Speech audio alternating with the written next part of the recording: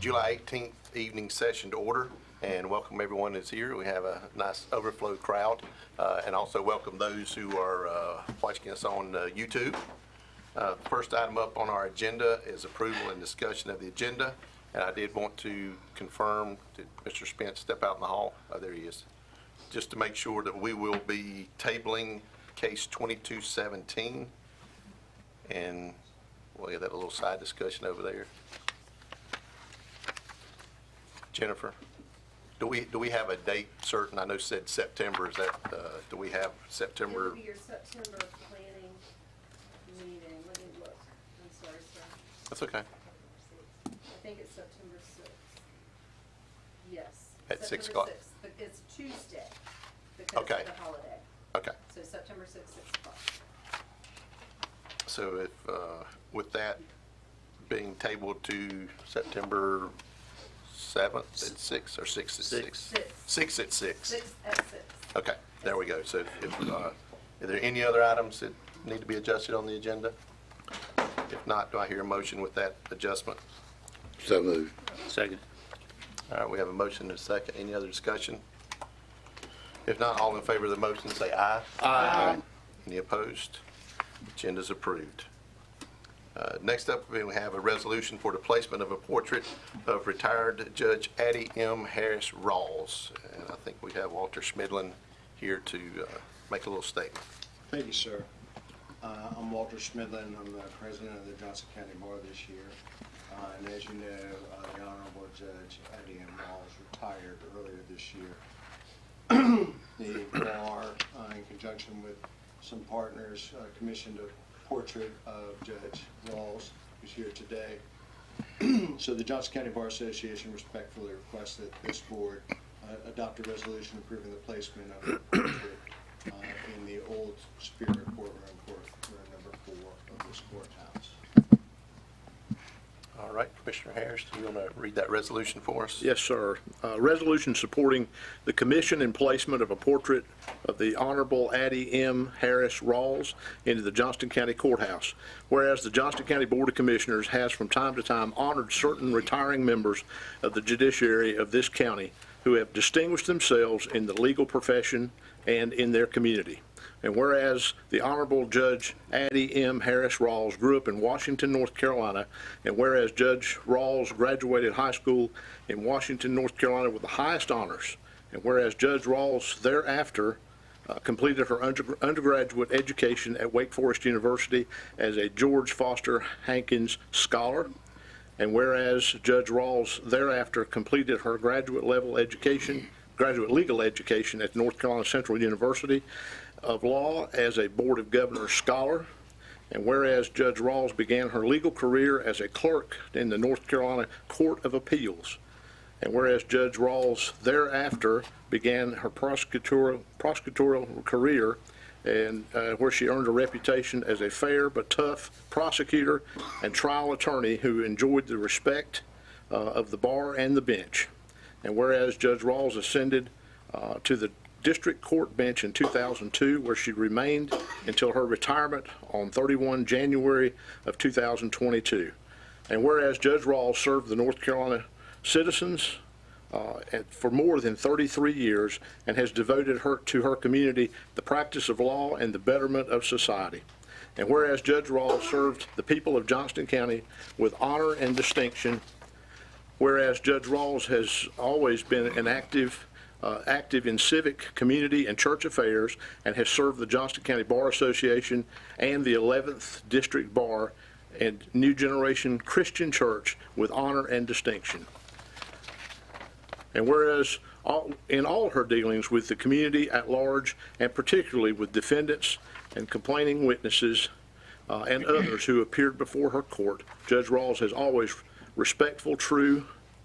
was always respectful, true to her commitments, and an honest woman and a friend. And whereas Judge Rawls has had the respect and admiration of the members of the bar and the community at large for her ability as a litigator and her intuitive sense of what is right, her decisiveness, her promotion of judicial efficiency, her graciousness, and to the trial lawyers and to those appearing before her, and her wisdom. And whereas the Johnston County Bar Association, in cooperation with the Clerk of Superior Court, has determined that the portrait of District Court Judge Addie M. Harris Rawls should appear in the courtroom of the Johnston County Courthouse in conformity with the procedures and the displays, and display the portraits of previous judges.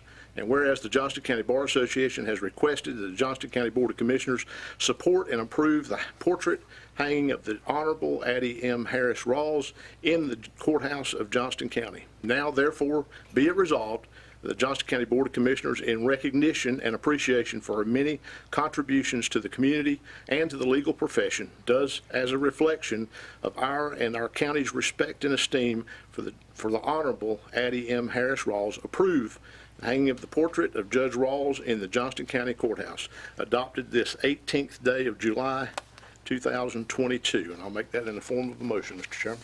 All right. Second. Motion and a second. Any other discussion? I've got a discussion, Mr. Chairman. Yes, sir. If it's appropriate. I first met Judge Rawls when she was perhaps running for judge, and I was with the Ed Foundation, president of the Ed Foundation. We had a fundraiser over at barbecue over at the Selma Fire Department, and she showed up, and I thought, who is this lady? And I have gotten to know that she is not only a good judge, but she has given a lot to the youth of this community, of this county, especially troubled youth, at-risk youth, and I commend you, Addie, for all that you've done. Anyone else? I think our record speaks for itself. Absolutely. All right. Without any other discussion, I will call the question now. All in favor of adopting the resolution, please say aye. Aye. Any opposed? Motion carries. Mr. Judge Rawls, do you want to say anything? If you would, please come to the microphone there. I simply echo these words. Thank you so much. I'm honored to serve and honored to continue in my service to the citizens of this county and beyond. Thank you for that. I'm honored that you are allowing my portrait to be hung. Thank you to the Johnston County Bar Association, Mr. Smidlen, and other partners for making this possible. Thank you. Thank you. All right, thank you.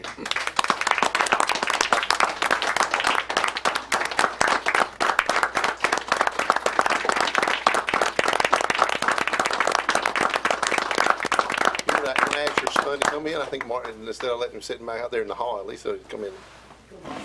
Yeah, yeah. I know We had a funeral at the church today, so we've been working. Yeah, yeah. And I know you're proud of him too. Thank you. Thank you so much. Thank you. And Mr. Thank you. Braswell, thank you for attending the celebration. Yes, ma'am. Thank you. Have a great day. See. All right, next up on the agenda is public comments. This is the time for anyone in the audience to come forward and address the board. You will have 3 minutes to do that in. If you would, when you come forward, please state your name and your general location, where you're from, town or township. Again, each speaker will be allowed 3 minutes, and we ask that you maintain proper decorum and make your comments in a civil manner. And this, again, is a listening opportunity for the board.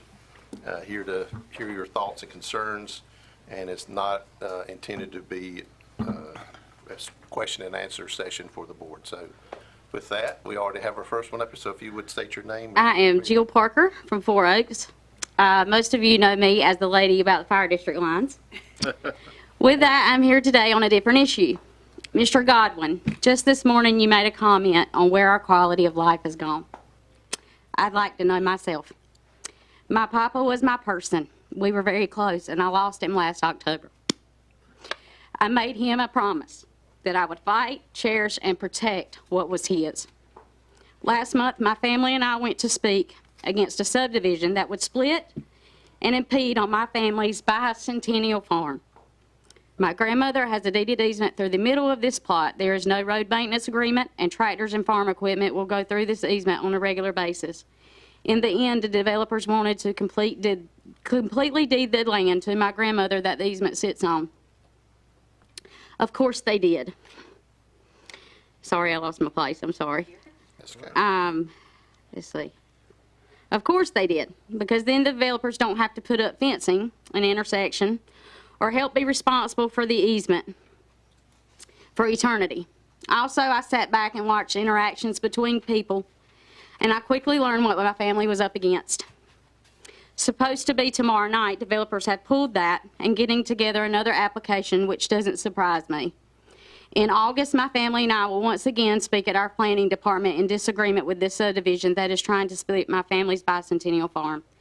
My ancestors fought for our independence and chose this particular spot in our county to reside since the 1780s. There are not many people in this entire county that can actually say that, and I am some kind of proud of my family. We have kept that land with us and will always. It is not for sale, nor is the easement my grandmother owns that the subdivision plans to have open space and a road across. Development is inevitable, but just like you all just agreed on a cell phone tower, it is a great idea, but there are better places for them. Your eyesore may be a little different than my family's. I watched interactions between people and watched comments of mouths move to say, we have to find a way to get it approved. Really? Why are we not trying to find a way not to, or develop in areas that are not splitting up bicentennial farms, which there is only 6 in this entire county? And just like the issue with the cell phone tower, my family don't wish to walk out their front doors and see a bunch of housing splitting their farm into or surrounding it.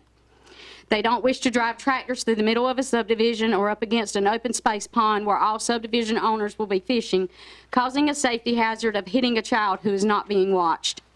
Now we have millions of dollars on the table in November on our ballot because of the predicament that we have been put in. And that's still not the amount needed. But let's talk about capacity. We don't need to look at capacity as a whole with the whole county numbers because we're not busing kids across this county. Individual schools need to be looked at, and I find it absurd that our planning department can't deny subdivision based on school capacity. I thought the goal here was to meet all needs. If the schools are over capacity, then you're not meeting the needs of these citizens. Now, I know some of you like to say, well, there's other options. Well, in the end, you're actually going to segregate our children, and we don't want to go back to those days. Also, the roads in the area where the subdivision is being proposed, and 2 weeks after I spoke at the planning board of how dangerous the roads were, was a fatal accident where a juvenile had to watch his father pass away. DOT has not evaluated these roads since before COVID. And since then, 7 subdivisions have gone up within a 2-mile radius. And with all that, I say this. If it passes in August, it comes back to you all. And if we continue to hunt on our land, and a bullet goes through a house just like a few months ago in another part of our county, or a tractor hits somebody, or pesticides that are sprayed gives health issues to somebody, or another fatal accident because the roads are horrible, or the subdivision causes our back fields because it is so low to be washed out no matter if they meet code or not, because of all the creeks, wetlands, and flood zone areas, I will be back to hold all accountable. And Mr. Tony, I agree with a statement you made not long ago. You said, if we can't meet the needs of the citizens, it is time to go back to 2002. And if we're not, then what are we actually doing here? Because playing catch up is not going to be enough now. We have kicked the can on the land use for too many years, and now it's time to meet the needs of all the citizens. And us citizens shouldn't have to be the ones suffering with million-dollar bonds because the can was kicked. So if you want to keep approving subdivisions, don't burden the farmers we have left because you don't cut off the hand that feeds you.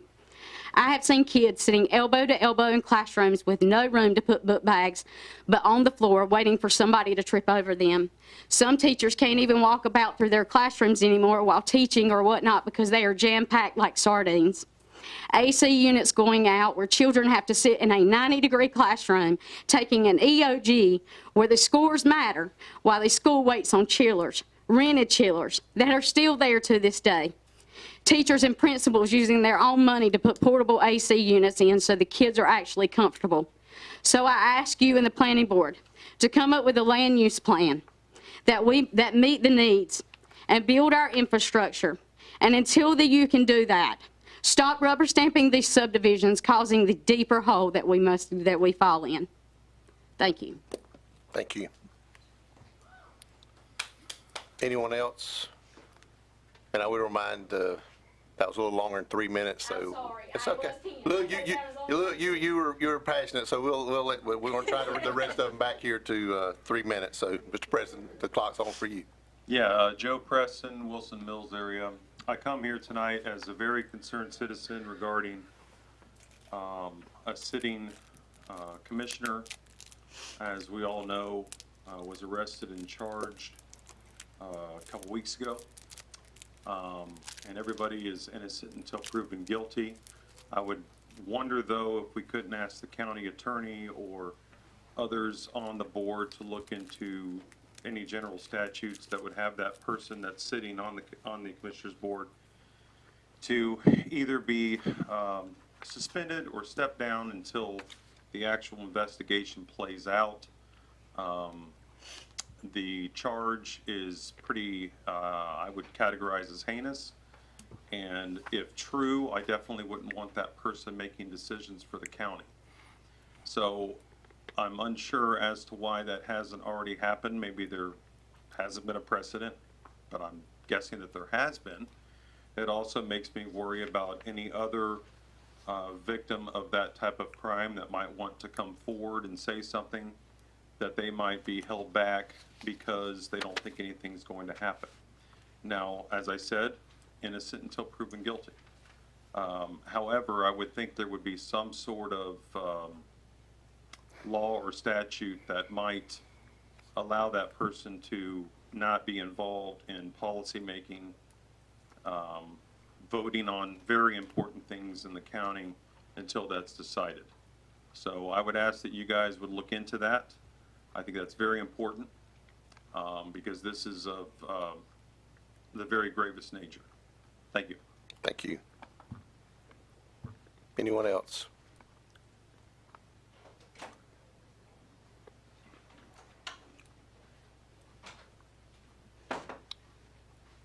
Good evening, fellas. My name is Jim Wiesner, 1595 Strickland Road, Wilson Mills, the capital of Johnston County.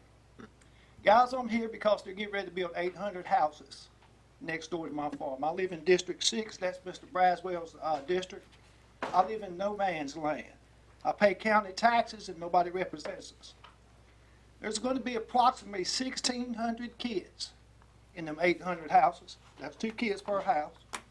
They're going to use 100 gallons of water per day, per person, per house. How are we going to accomplish that? You know, we got Wilson Mills School over there. If you guys have been by there, it's sort of devastating. My mother-in-law was born and bred at Wilson Mills. She could ride by any school in this county, and it's in a whole lot better shape than Wilson Mills. We got to do something. Kicking the can down the road. Hey, the eagles are flying. I mean, they're out there clearing the woods off. All the stuff is running. The river last week didn't have no water in it. This week it got E. coli in it. I mean, so what are we doing? We're going backwards. That's all I got to say, guys. We got to do better. You know, I come from a house where it's cold outside, you put a coat on. But it's hot, you take that coat off. What happened to the conservative leadership in this county? It's gone. That's all I got to say. Thank you. Thanks, sir. Anyone else?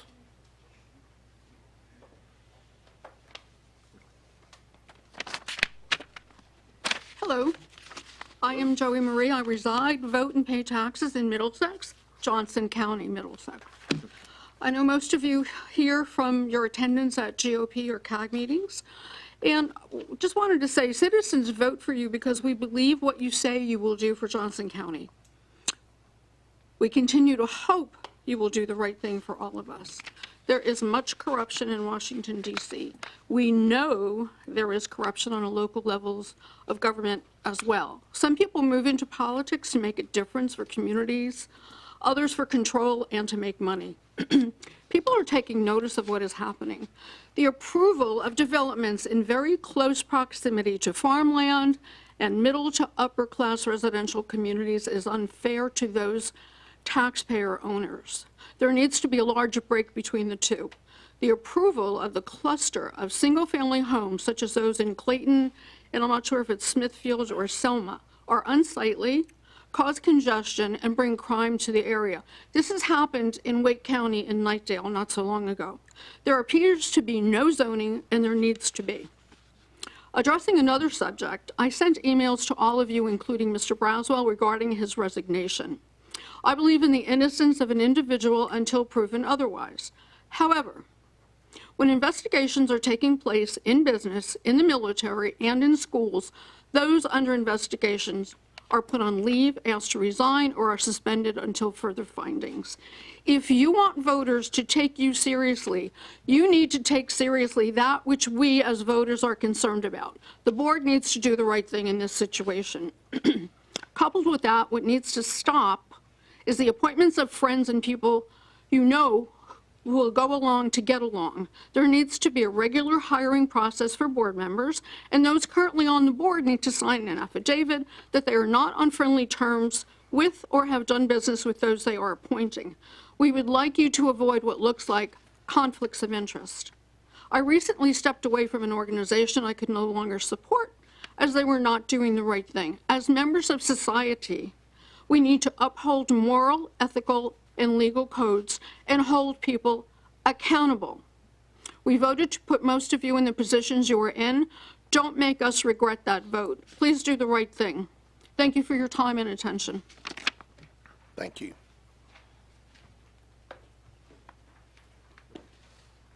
Hello. Hello. Good evening, Commissioners. My name is Christine Livingston, and I live in the McGee's Crossroad area. On July 7th of 2022 at 13:09, I sent an email to you all stating some of the following. For time's sake, I will not read it all since you have a copy in your email. The mission of the Johnston County Board of Commissioners is to provide leadership and support and to advocate actions for an effective county government that seeks to enhance the quality of life for present and future generations of the people of Johnston County. All are innocent until otherwise proven guilty. I would ask respectfully for the resignation of Mr. Dickie Braswell. Based on the mission statement, I do not feel that he will be able to provide leadership and support and to advocate actions for an effective government at this time. This alleged action brought on charges and this situation that can take a mental toll on anyone. No one is exempt from that feeling. Mr. D. Braswell was also appointed to this seat by you all, the county commissioners, not voted in by we the people. It is sad that the board cannot even find a minute to respond to an email. All of you, not one of you, have responded to an email. This is not the first email that I have sent over the years that has gone without a response. I understand you're not able to address my request, but the least you can do is acknowledge my email. Remember, you are in your seat by the people, not for oneself, except for those who were appointed to said seat. Can you please do better? In regards to the land use, I hope that all will approve, and I hope that a comment such as, "I will not sign anything pertaining to this new land use unless I am guaranteed development rights first," be said again. I also hope that the board would consider putting together an advisory committee to help oversee that this new land use is being used to the fullest extent and not to put on a shelf to collect dust like the last one. I would also hope that this board would have the committee made up of people that represent each town and each unincorporated area of this county. I would also like to ask for you to please look into how you do your appointments. I'd ask that no matter the appointment, that every application is reviewed and interviewed and then scaled by each of you separately. This way, the best fit for that appointment is sure to be made. Lastly, please consider a moratorium on housing development for at least the next 12 months so that the county has time to figure out where this $177 million bond you want approved will go towards first and foremost. Our votes matter, and you all represent all people. Please try to have respect enough not to fall asleep in these meetings, as some have done in the past, and try to remember that you are not here just for Parks and Rec. We have many issues in this county that did not just occur overnight. Try to do better so that our future generations have a quality of life to look forward to. Thank you. Thank you.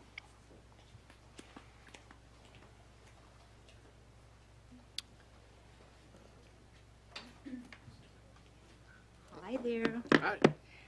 My name is Jean Cazenave. I live in Benson. And I have been in front of the board before, and it was about election integrity. So I would like to read an email from June 16th that I sent to all of you, and I'm going to skip over some parts to be brief. So it was regarding the budget and the amount of money that you were allocating to the Board of Elections. So, because the election office is one of the facets county monies are for, I'd like to share some information and thoughts on that office as you're considering the budget for this year, which you already have. I attended the special board meeting held by the Elections Board on Wednesday the 15th, in which Mr. Rick Hester came, the county manager, came to speak. The meeting was special because the board heard from several citizens the week prior about problems with the primary election. There were enough concerns that the board wanted to dig into not only storage space and office space, but the security of the election machines. Rick offered what he saw coming down the pipe for the county. His presentation opened a whole lot of plethora of questions for me, but to be addressed at a different time.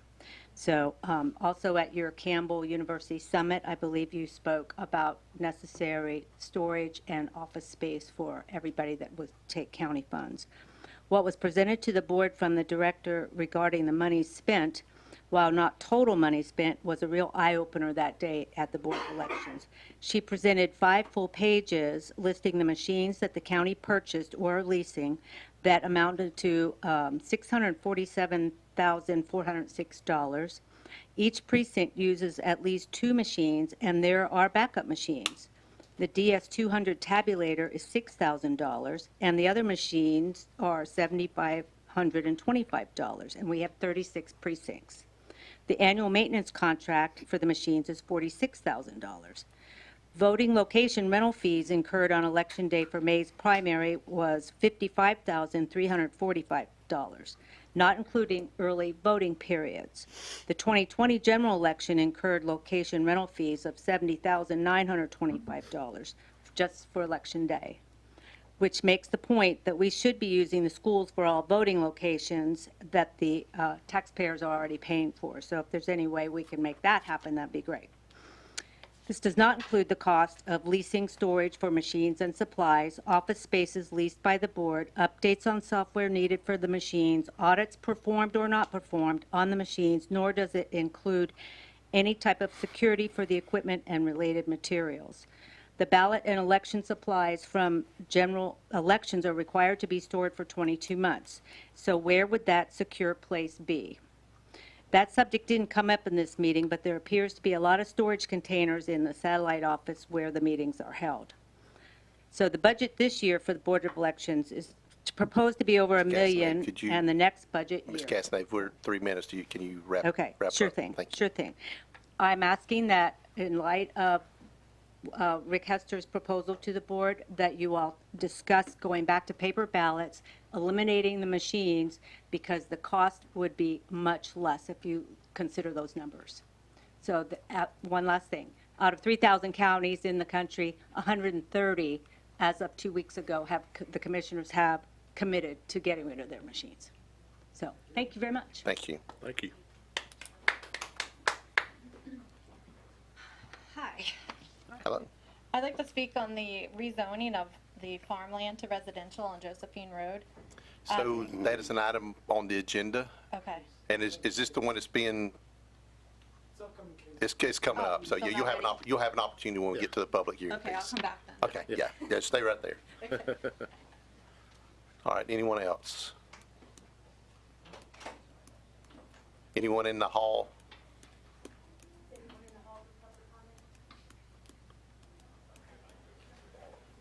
Okay.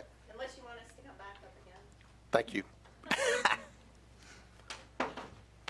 All right, next up, we have our public hearings. We have 3 now. First up is case 2215, rezoning hearing for 1.56 acres on Highway 42 in the Cleveland Township. And I will now call on Braxton Newton, our planning director, for background and discussion. Sir, thank you, Mr. Chairman, Commissioners. Good evening. So your first case this evening is 22-15. This is a petition to rezone 1.56 acres located at 4175 NC 42 and 4105 NC 42 in the Cleveland Township from agriculture residential to general business. Owner and applicant is FL Cornwallis LLC and Anthony F. Thornton. Services are provided by McLemore Fire District and CNS Rescue. The property is currently used for agriculture and residential purposes, and this is a total of 1.56 acres between two parcels.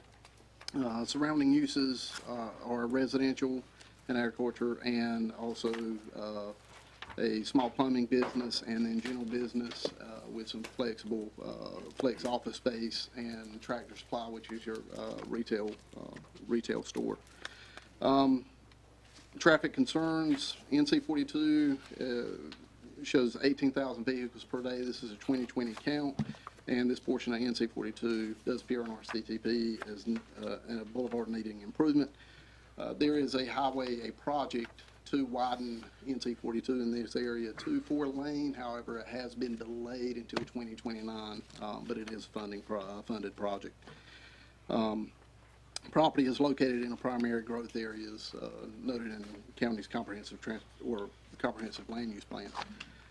This is a straight rezoning, and just one item I note, these two small parcels do adjoin a parcel that is already general business as part of the Ford Meadows plan development. And that was identified, that large parcel was identified for commercial use as part of that, and I think there's an end user for the parcel that needs these two smaller parcels in order to meet county development regulatory requirements. Be glad to answer any questions. All right, any questions for Mr. Newton? There are houses on these two locations? I believe there's one home, maybe two, that's a structure. I'm not sure if that's a home, but I think it's actually been removed. Are they to be raised, or? They'll be removed, yes, sir. Okay. Okay. Any other questions? All right, if not, I'll ask the applicant to come forward and state their case.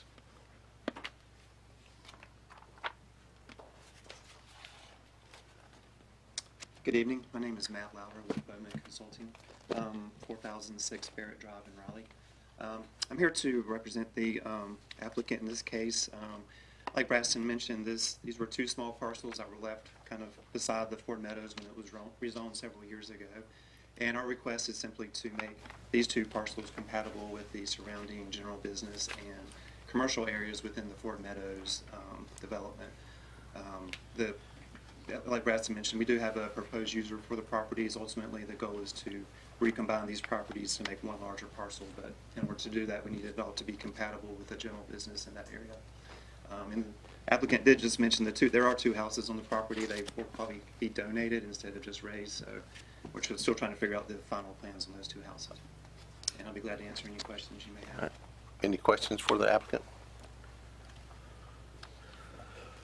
All right, thank you. Anyone else wishing to speak either for or against? All right, seeing no one moving, I will close the public discussion portion of the hearing and call on Mr. Newton to summarize and present the planning board's recommendation. Sir, thank you. As it relates to case 22-15, rezoning from agricultural residential to general business district, planning board does recommend approval and offers for your consideration a resolution of statement of consistency.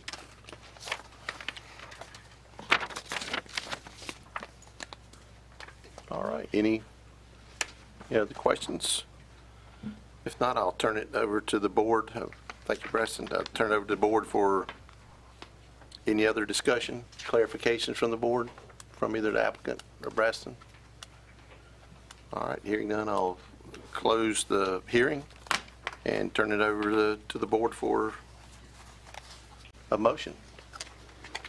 Mr. Chairman, in the case of 22-15, I move to adopt the statement of consistency resolution as presented in the agenda packet and approve the rezoning request. I second it. All right, we have a motion and a second. Any other discussion? If not, all those in favor of the motion, please say aye. Aye. Aye. Any opposed? Motion carries. Next up, we have case 22-16, a conditional zoning district hearing for 20 acres of a 59-acre tract at 1900 Hartsburg Road in O'Neill's Township. And so, Mr. Newton, if you would come forward and present the background. Yes, sir. Case 22-16 does involve a rezoning of 20.7 acres of 59.22 acre tract located in 1900 block of Earlsboro Road. O'Neill Township from agriculture residential to general business conditional zoning district. Applicant Renee and Greg Baker, and owners the same. Their conditional zoning request involves a land use to include indoor and outdoor storage, antique, and ice cream retail. Utilities and services, Corinth Holders Fire District, and Clayton Rescue. The surrounding land uses are residential and agriculture with also an agriculture special use district, and this is an electrical substation. Traffic on Earlsboro Road is 1,500 vehicles per day. This is 2020 year count, and Earlsboro Road does not appear on our CTP as needing improvement. The property is located in a primary growth area according to the county's comprehensive land use plan.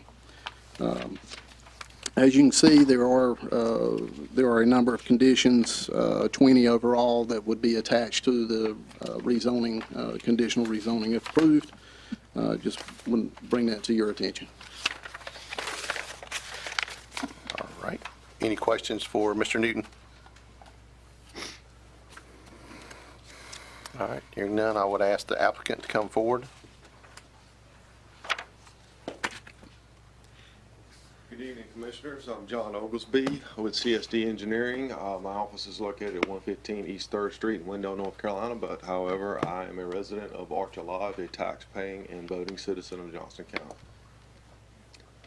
This case, this client came to me wanting to do a storage site and to provide an amenity to the many residential lots being developed. As you know, these people that live in a lot of these lots do not have anywhere to store their goods. Many drive large trucks and they do not have anywhere to park them. And this is a very high demand amenity that can be provided for the surrounding residential developments. Also, they want to conserve some land to the back to make this a better, more friendly. And they have gone through the planning board twice. The first, we addressed many public concerns and made very significant changes to lessen the impact to the neighbors in the area. And I think they have a really good idea of restoring an old house on one of these properties and providing maybe an antique shop and maybe an ice cream shop or something like that for some of the local people in the neighborhoods to visit and see. So that was their case, and I'll be glad to answer any questions. Any questions for Mr. Oglesby? As Mr. Chairman, as the planning director pointed out, I guess the 20 conditions which were proposed. Yes, sir. And they're all fine with you. What's that? They're all good. Yes, sir. With you. Yes, sir. Mr. Carroll, could you put those up on the screen, or Ms. Covington? Usually on a conditional zoning, I'll have those conditions on the cover of the construction drawings or the site plan drawings. All right. Any other questions of the applicant? All right. Thank you, Mr. Oglesby. Anyone else wishing to speak, please come forward and state your name and address for the record, for or against.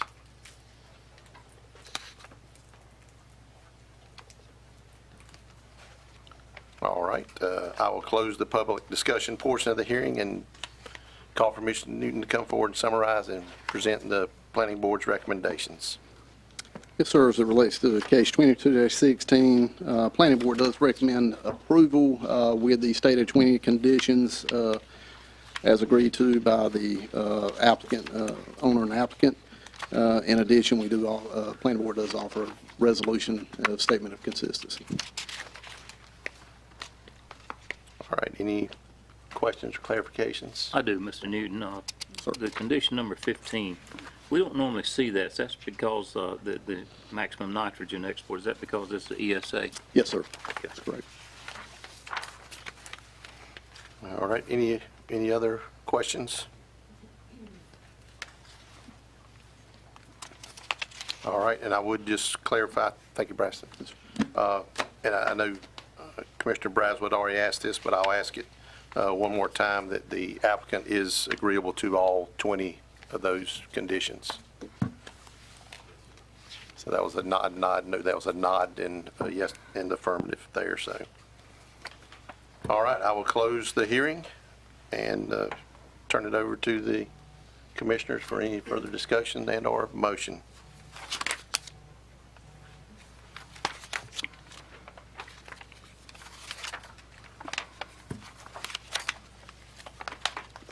What is the pleasure of the board?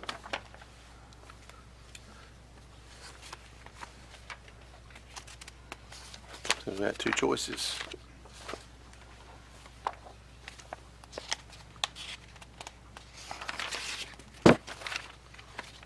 Should have asked Mr. Newton a question. Can I ask him a question now? Was there any objection from the pond owner next door?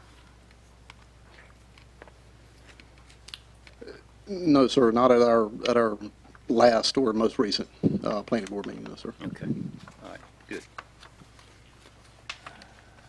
All right, Mr. Chairman. All right, thank you, sir. In the matter of case 22-16, I move to adopt a statement of consistency resolution as presented in the agenda packet and approve the rezoning request with the conditions as discussed. We have a motion. Do I hear a second? Yeah, I second it. All right, we have a motion and a second. Any other discussion? If not, all in favor of the motion, please say aye. Aye. Any opposed? Motion carries. Next up was to be case 2217. That has been tabled until our August 6th meeting at 6 o'clock. September 6th. September 6th. I knew I was going to get that wrong. I got the 6th part right that time, so I'll work on the 9. All right, that brings us to case 2218, which is also a conditional zoning hearing to rezone 130 acres in the 1600 block of Josephine Road in the Cleveland Township. So, Mr. Newton, we will call on you once again to present the case background. Yes, sir. Case 22-18 and does involve a rezoning of property consisting of 130.58 acres located in the 1600 block of Josephine Road in Cleveland Township from agricultural residential to agricultural residential conditional zoning district. Owner, Philip and Kathleen Wood and Capital Properties of Raleigh, and applicant is Shenandoah Homes.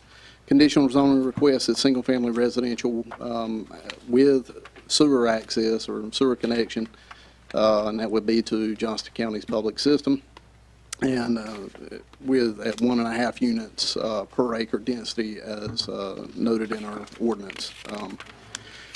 This is a little bit of a shift. Typically, this body does not see subdivisions in a manner of speaking unless it is a planned development, or in this case, which is a request for sewer, and that has to be done in very specific circumstances in accordance with residential sewer service policy. One of those is it does need to lie within the outlying residential sewer service area, and this property does. It also has to be adjacent to a development already served by public sewer and not create any or not be served by or through the process of creating any new lift or pump sewer pump station. And this, my understanding is this would not. So the traffic concerns on Josephine Road, there were no counts available for this portion, excuse me, this portion of the Josephine Road. And Josephine Road does not appear on the comprehensive transportation plan as needing improvement. A traffic impact analysis was completed by Ramey Kemp and Associates and reviewed by NCDOT, and as part of that, NCDOT did offer a number of comments and a response to that, or review response to that TIA, and that is in your packet. The property is located in a primary growth area in accordance with our current comprehensive land use plan. You also see we have included for you the school district and capacity enrollments for each of the schools that would serve the development. Be glad to answer any questions you may have. And one other note, there are a long list of conditions and requirements in your report or in your packet, and that will be on page 62 through page 65.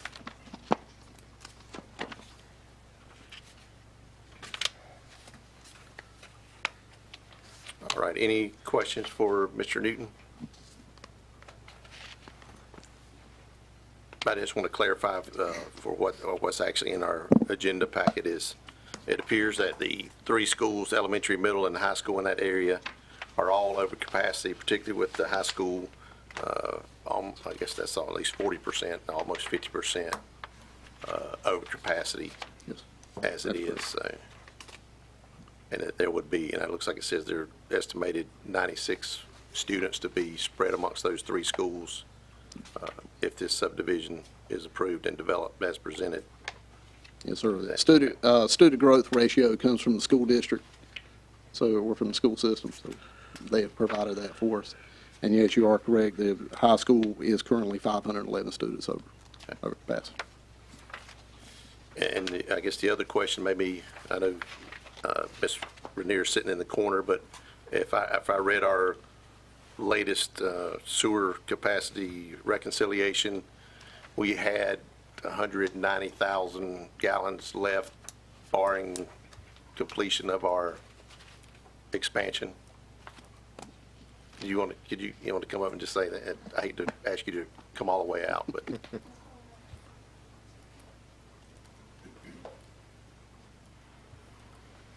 Welcome back. Hi. So, this is the outlying residential sewer service area. We do keep it in our overall planning for capital improvements, and we plan for growth in the area. But without our expanded plant, we will be unable to meet beyond our current commitments and that additional 190,000. Now that plant is under construction and we are allowed to permit against it. It is currently on pace to be completed as scheduled before the end of 2025. But construction is difficult in this time frame, so that's just currently on pace. I can't guarantee anything, but we by state requirements, we can permit against that capacity with the stipulation that we wouldn't be able to accept new flow until the capacity is available. And it puts developers in a tough position. Okay. Thank you. Any other questions for Mr. Newton or Ms. Rainier? Rainier. All right. And no other questions for them. I would ask for the applicant to come forward and present their request. My name is Bob Spence. I'm just going to sort of chair the presentation. We've got 2 engineers and a traffic engineer to present most of any concerns you have. This is in the high-growth area of the county. It's basically surrounded by subdivisions on 3 sides. The back side being low wetland. So it really is ideal for development on your criteria. The use of sewer here will eliminate a pump station that's operated by a homeowners association and will allow gravity feed. And we've agreed to take over that and to eliminate that pump station, which I'm sure will delight the county engineers. And that is one way it will improve, okay? Also, you will notice that the impervious soil here is about 12%, so it's a well-designed subdivision. You're not getting stormwater issues, even if it's in a somewhat sensitive environmental area for stormwater. It's well-designed. The traffic flow has been taken into account and adjusted to meet all requirements in that area. And we know, of course, that most people know sewer is an issue in Johnston County. But what we're trying to do is get as much regulation passed and approved and online as we can, which is what we're trying to do here in Smithfield too, that night. So that part is done, okay? So If you've got any specific questions of me, I'll also get the engineers to come up here and talk on specific concerns. Any questions of Mr. Spence at this time? What would you say is the projected timing of this project? I'm going to let the engineer do that. Obviously, sewer is one of the issues there, you know, and so we'll see. Andy?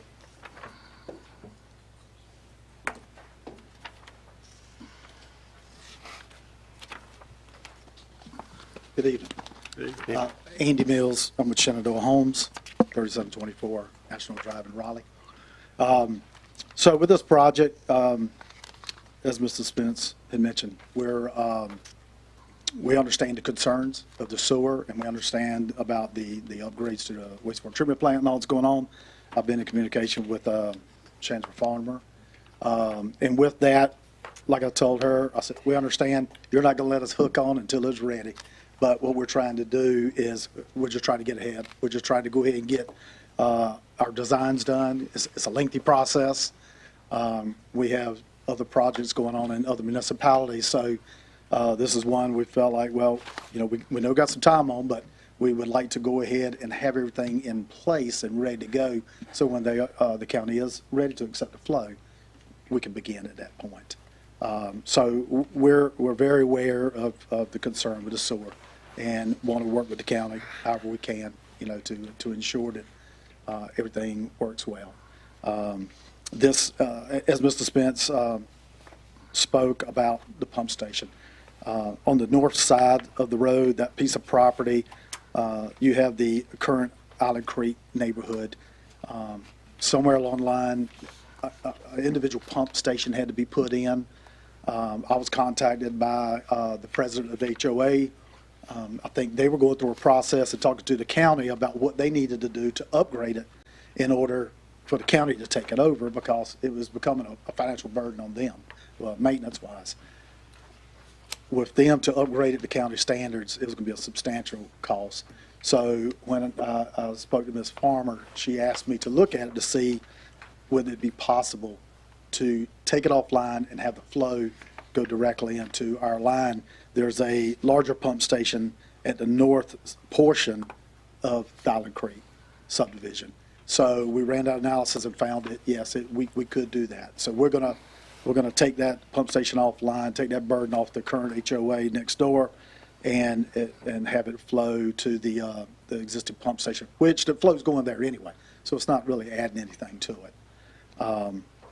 As far as traffic goes, every development, you know, that's one of the top items, you know, about the traffic. So we went ahead and started a traffic analysis. Ramey Kemp, we have one of the engineers here tonight, be glad to speak about that. They've been through the process with DOT. DOT has given us a list of comments, concerns, the things that they like to see us do. We've already implemented that on our plans. It works, and so that's what we'll be permitting with DOT to follow their recommendations. As he talked about the stormwater, we're going to stay in conjunction with the existing Island Creek neighborhood, with the public roads, the roadside swales. One thing we are doing is we're making sure that any drainage we have within our site that we generate, we keep it on our site. Therefore, we've actually gone through, and this plan, I believe, takes it into account. When we originally laid this plan out, I think we had 153 lots. We actually took one lot away so that we could do some adjustment on the drainage in order to help keep it all on our site. So we are trying to be aware of any of our adjacent neighbors to make sure we don't create any bad feelings. I've seen that happen before. So other than that, we're staying at the 12% impervious. What we're doing is we're actually going through. We're going to have a range of our house footprints. We're actually going to go in here and determine what houses are going to go on which lot, so we can make sure that we have a good variety of sizes, but at the same time stay at that 12%. So we will control that to make sure it stays there. And we've also implemented the 100-foot buffer along the Swift Creek at the north. Other than that, if there's any questions, concerns, thoughts y'all have, I'd be glad to try to answer them for you. Like I said, anything about traffic, we've got our traffic engineer as well. Any questions? Mr. Chairman, That's the, did I understand you to say that 190,000 gallons is what they're No, I'm just saying that's what we have available? on, yeah. Currently. Do we have any idea what the, basically, if I understand that, we're going to be doing pre-allocation of sewer that we don't have. Is that correct? If we had, So you're asking for my interpretation, that's what I would say. I think what Ms. Rainier said was that we have authority to go ahead and start allocating that now by the state. It's our decision if we pre-allocate that before we actually get the plant done. So basically, if not incorrect, that with the new plant now in construction, with the additional gallons per day that they're permitted for, they can actually start permitting projects for that amount, but they can't accept any of the flow until it's completed. We currently have, I hate to ask you to do this, but can you wander back up here? The folks watching elsewhere want to hear you. We currently have 9.5 million gallons in treatment capacity, and we currently receive an average of 6.7 million gallons a day at our plant. But we have promised out over 2 million gallons in capacity of projects that haven't been developed yet. And the timing of those developments will happen sometime in the next 2, 5, 10 years.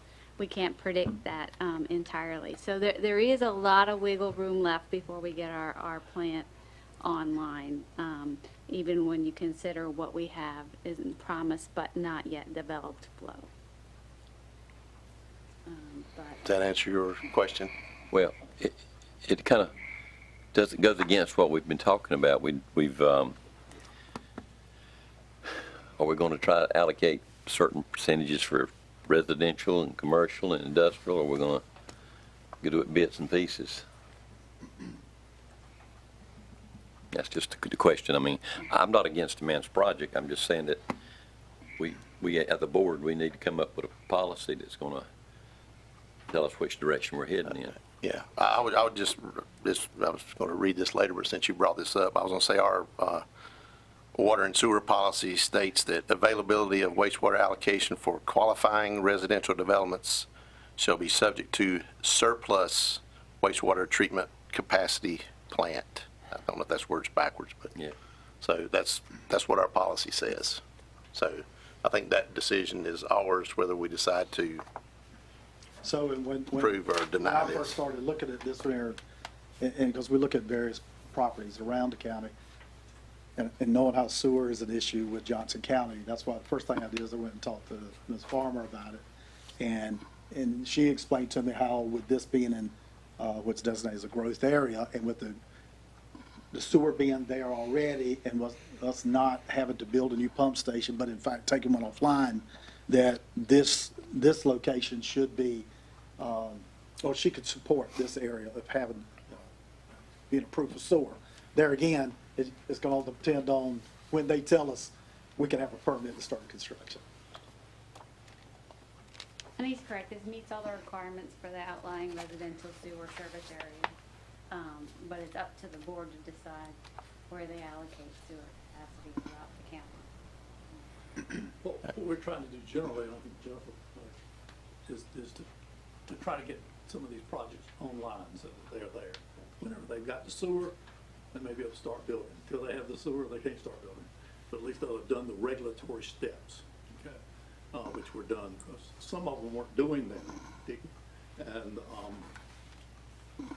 across from Amazon, Floyd Landing. So, I mean, you know, if they go ahead and get the regulatory stuff done, whenever you've got the capacity, and when it comes in, and it's possible it won't be immediately in 2004, in case it's a delay somewhere, it'll be there. So this is basically try to get through the regulatory steps. Yeah. It also going to allow them to close the property. And we understand the timing. I mean, you know, with Kim, don't go nowhere. Kim, don't go nowhere. Do you have any other questions, Commissioner Brazel? Like I say, I'm not against a man's project. I just know what we've been telling everybody else, and it kind of goes against what we've been telling them. but. Kim, but- I'm trying to get a clarification, we're talking about 2025, 24. All right, so are we going to start, and by the end of this year, we have it all allocated before we ever get there? I mean, what is the process here?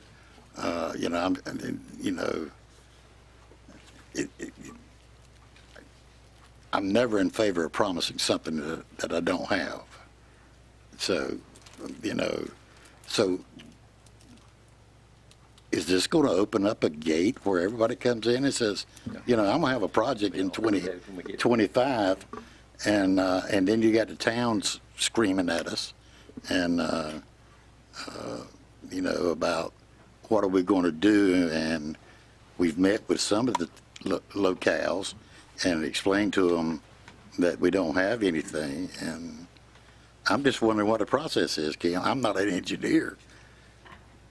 And I know you're in a tough spot because you're filling in tonight. Yeah, no, I know, but I spend a lot of time trying to meet the growing needs of the county. I hardly ever stop thinking about it, but the politics of it is a different story. But if you give me marching orders and clear direction, I'll get things built. But Spoken like a true engineer. but because that's what I really enjoy. But the way sewer gets allocated in the county is it's first come, first served with projects with permits. We don't put it on our books as allocated until we sign a flow tracking form that goes along with the sewer permit. We get involved at this stage to determine feasibility, but we don't put it as against our total wastewater allocation until we fill out a permit. Now, our biggest customers, our primary customers, are the towns we serve. And for the longest time, there was no growth in these towns, so we didn't really worry too much. And now they're coming to us, and they're experiencing a lot of growth. We're working with the towns we serve to update their sewer agreements, so they can feel confident in what allocation they have and how to procure more capacity in the future.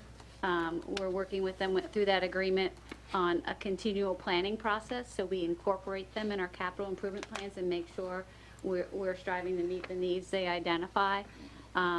So we're working to get that in place. The towns can secure their capacity in the plant by flat out purchasing. And so that'll be the procedure in the future. We'll plan with them to meet their future needs, but they'll purchase capacity that they can give out to their development projects as they see fit within their jurisdiction. But within the county's jurisdiction, we're gonna look to work with the you guys in the planning department and try and meet needs where you guys want us to fill them. So I think if I heard you correctly, if we approve this, it's not like we're earmarking that capacity. It's not until they submit a permit that capacity is actually taken away from what we have available for other commercial industrial projects. Yes, and the way we're proceeding right now is we're asking for the developments to give us their sewer permits in phases so that they can build what they need just until the 25 timeframe and spread out the availability as much as possible. So that we say, bring us your first phase, that's what we can commit to now. And we'll work to meet the needs of your additional phases later. Great, thank you. Yeah, go ahead, Commissioner. Could you describe for me what kind of amenities you plan for this subdivision? Is there a swimming pool? Are there any other amenities? What kind of open space you have? Well, for the most part, what we're doing for amenities is what we're finding in a lot of the projects we're developing in other locations, everybody wants the walking trails. They want, sidewalks, and walking trails, and nature trails. So that's what we're looking at doing here, especially with working with the topography and all, is we're looking to put in multiple walking trails down near the wetland areas or the natural areas, just enough disturbance in order to get the trail back there. Put in some benches so people could walk along. We're actually looking at some of these real nice little gazebos because A lot of feedback we're getting is people like to walk out there in nature, sit and read. So that's what we're doing here. We're finding that most of the developments that we're going into now, the days of the big amenity center, the big pools and all that, we're not getting a lot of positive feedback because that's a burden to the people once they get in there with the HOA because they complain about the HOA fees going up almost every year for upkeep of these type of things. So, what you plan to do with this land is you're gonna put roads in, you're gonna put lots, and some walking trails, and that's it. Correct. Walking trails, like I said, gazebos, benches, the streets. I was talking with the lady who lives, she has the development right below us, Sarah. Yeah, we were just talking out here in the hall a little while ago, and she had brought up some good ideas, and she and I are going to try to meet next week. She wants to see us, because they've got her development, I guess, has some open space right adjacent to our property. We're going to look at working with her on extending our walking trails to connect over to adjacent neighborhoods. She says that way it helps. I guess there's a lot of kids in that area that like to, ride their bikes and walk and all that. So there are no athletic or place for kids to play, no parks, no athletic facilities? Well, we have we have open space that we're going to open up and grade out to be like grassy fields that they could go out and use for soccer or throw a ball around or frisbee, things like that. But we're not putting in any athletic fields or something. Are you going to have an HOA? Yes. And the roads will be permitted through NCDOT to become public roads, public maintained roads. So that'll help take some of that expense off of the homeowners once that gets turned over.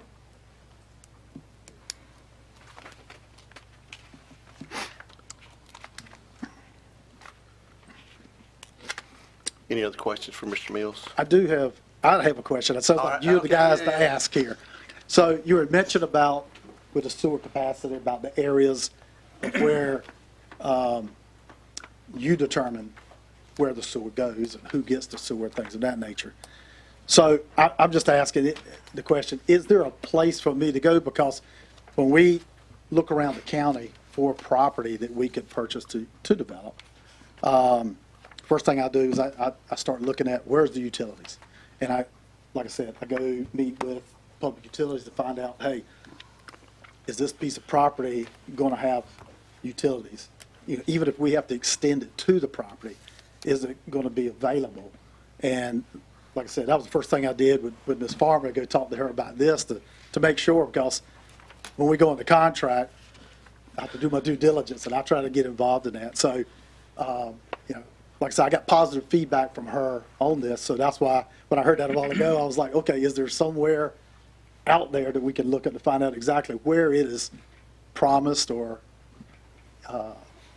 most likely approvable? Sir, let me interrupt you. Sure. I'm looking at your site plan. Uh-huh. I can't find a trail on that site plan. Can you tell me where it is? Hang on a second, let me see here. You're in the wrong one. It's Allen Creek. But I still don't know it's on there. Allen Creek. What page? C30. Oh, you're looking at the wrong project. Keep going. That's the one that's taken. So it's the one around the wetlands, is that what? Lines like that, all the heavy lines you see. Now, it's hard to see it on this size drawing, but those are all going to be the walking trails throughout the property, interconnected with all the streets. So you have sidewalks on the streets, and then on the, I guess that's I'm assuming north. Well, no, this type of neighborhood does not have actual designated sidewalks, because what we're trying to do is mimic the adjacent neighborhood. Island Creek, as you can see, here's some pictures of their roads. Okay. So they'll walk in the streets, and I see the trails in the northeast corner, southeast corner, and west side is where the trails are. Okay. Can I ask you a question? Sure. Okay. On this plat here, these areas like 15,000 square feet, what does that represent? So the 15,000 square foot is the minimum lot size Okay. that we're trying to get through the zoning. Okay.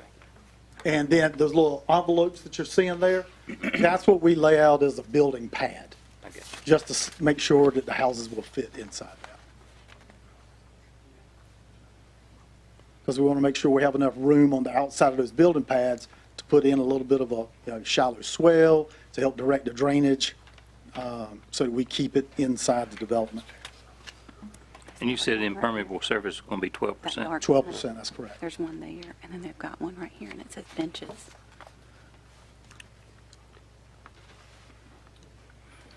So I guess back to your question, that is the challenge for us as well right now. Where is the sewer? We just don't have a lot of it to give away. And then also, we are in the business of recruiting industry to come in and provide places to work. And I know we need places for people to live if they're coming to work. So we've got that balance of trying to figure out, do we give it all away for residential? Do we reserve some for industry or commercial or retail? So that's, I wish we could tell you, go here and do it, but that's not an answer I don't think we have for you. Well, the reason I was asking is we have so many people from around Johnston County to reach out to. Even there's a lot of these farmers that are trying to retire. It's like Mr. Wood, this project, and he's got another piece of property that we have in the contract. And he that's what he said. He said, look, I'm trying to retire. I'm ready to move to the mountains. And so he's wanting to, get as much as he can out of it so that he can go and finish out, his retirement out there in the mountains, and I understand that. So, I guess that's what I was trying to get a little direction from y'all as far as where, what's feasible for us to actually be looking at, or where we need to stay away. And that's why I guess my main concern on this one right here was, it's always been, let's go to public utilities first thing and find out where we're going to be able to get utilities. And so when I hear that, I'm like, okay, then here we go, Mr. Wood, we'll give you a contract. Yeah, I understand your dilemma. The question may not be where, it may be when. Well, and like I said, we understand that. We understand the challenges going on.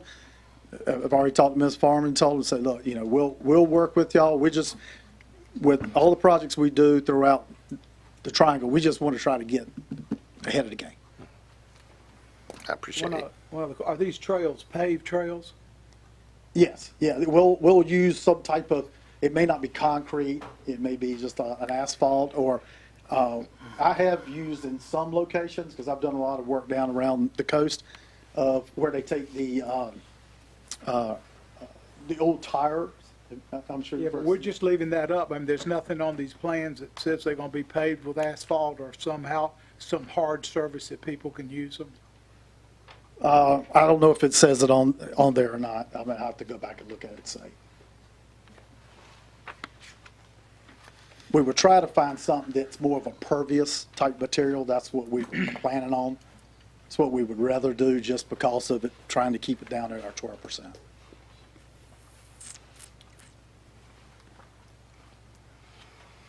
I just think there's a lot of issues about subdivisions. Sewer's one of them, school's one of them. But quality of life is another. And just putting a road and a lot is not the quality of life that we need to be providing for our people. There needs to be a place for children to play. There needs to be a place for families to enjoy their quality of life. That's the ticket or cost of developers using our sewer capacity. I think since our county engineer sort of threw the ball back over here, and rightfully so, we can do that. But I think Commissioner Braswell brought up a good point, is we really don't understand what our policy is to start with. And, I certainly don't want to vote against your project if there's a possibility that it can be done, but I don't know how we can allocate, because, you know, I had a phone call from a mayor of a town today, and he wants to know, because this particular mayor has placed a 24-month moratorium on issuing any more approvals. And so, you know, and I certainly don't want them to read or hear or watch tonight and say, okay, we've moved in that direction, when I'm not really sure that we understand how we're going to move in that direction. And I certainly hope you understand that. Sure. And I understand. I hear the concern, and I guess what I would say is that if you're a little bit unsure as far as whether it can be approved for sewer until you revisit some of your information, you know, trying to figure out exactly what, I would prefer it not be turned down based on that without clear understanding. I guess what I'm saying is that if we would even need to continue this to another meeting until everyone we had all a good understanding. I think we need to. I would be okay with that. I mean, like I said, we've got time for it. That was my next question. I would just not rather have, because I know what happens if we don't get approval, then we're waiting 12 months. That's your decision whether you decide to continue it or not. That's not our decision. Mhm. You have the choice to continue it if you want to, not us. Well, every county is county. There are 4 of them with agreements now, okay? And if those are Fort Oaks, Princeton, Selma, Four Oaks, Pine Level, Selma, and none of those have a clear criteria as to how sewer will be allocated. And when we are passing planning subdivisions within those municipalities, it is without a clear guideline as to how that will be done. So it's been our belief that we should proceed with the development approvals as well as when the county gets to having a specific policy that one can read that shows priority, fine. But that we should try to get the zoning part, the design part done, and also allow these owners and all to know that their property will be purchased in time and will be developed in due time. But let me ask you, so what you're saying is, you're willing to get the project approved with the understanding there's no guarantee of sewer, that any sewer rights you have will be determined in the future based upon the county saying, we have some sewer that you can use. Is that correct? Well, that's going to happen in the process anyway, because we still have to go through the sewer design and apply for permits. At that point, as long as we meet all the public utility requirements and the sewer, which I've been told will be available, then we should be successful with that. Do you feel like you're entitled to the sewer? If you do that in the future, you have an entitlement to the sewer for your project, or do you feel like it's based upon the county deciding how they want to use their sewer? Well, my understanding from the engineer, and we can go back, my understanding from Ms. Farmer is that when the plant is online and when the plant's in, and I know that may be brought online in stages, and the old plant used for capacity and for pumping station too, I reckon, that there will be sewage available for these projects. What we're trying to do is to get all the zoning done, to get the contracts done, get the obligations done, so that we're not waiting another 2 years after that is done to do it. But at that time, when that's online, it's my understanding then, you expect at that time you have an entitlement and that you're entitled to get your sewer at that time. We understand that there will be capacity, we'll be able to get sewer. But the priorities as to who will get what, when, and how much have not been set by the county. Okay? And the town doesn't know it either.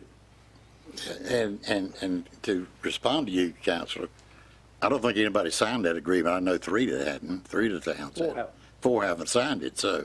And Glenn called me about this morning. Yeah, and they wanted it by August, I know. but, Glenn called. but nobody signed it yet as far as the agreement is That's right. concerned. We're getting there. And so, I mean, he called me this morning, I called him back. Well, I mean, let me just say, I think we've talked about the sewer. I know there's other things. I know we have a TIA, so if we want to come back to this, let's, if we can, let's just move on. I'll get it. I just wanted you to understand how we're telling people, whether it's, I hope it's right, is after talking with this farmer that, get in line, get your zoning stuff done, get your development ready, and get in line. When there's capacity for you, according to the priorities as the county sets them, you will have that capacity. And can I just confirm, and Bryce can probably answer this, so all we're doing is changing the zoning, but then once it comes back into play, it's gonna have to go back before the planning board and before the public. No, this is it. It has to go to public utilities Mhm. for review, but will not have to go to public. Okay. All right, and then this one, I read part of the water and sewer policy, but I did want to read the other because we've talked about towns, we've talked about it. So the other piece after the part about it being surplus is 3 years capacity shall be continuously reserved in the wastewater treatment plant to serve projected annual growth of the current bulk municipal customers and projected commercial, industrial, and institutional development. So we don't have the hard numbers that Commissioner Braswell was talking about what we're going to do, but we do have it in our policy that we need to reserve 3 years capacity for our municipal customers, as well as the projected commercial, industrial, and institutional development. And we don't know what that number is. That is correct. I do know recently we have had projects come, industrial projects come that have gone elsewhere because of a lack of And we've turned sewer projects capacity. away, and I think we start giving advance, we're gonna set a priority. Yeah, we have a. So anyway, so I know we're in the middle of hearing applicants, but do you have the traffic engineer that would going to come up and speak to that?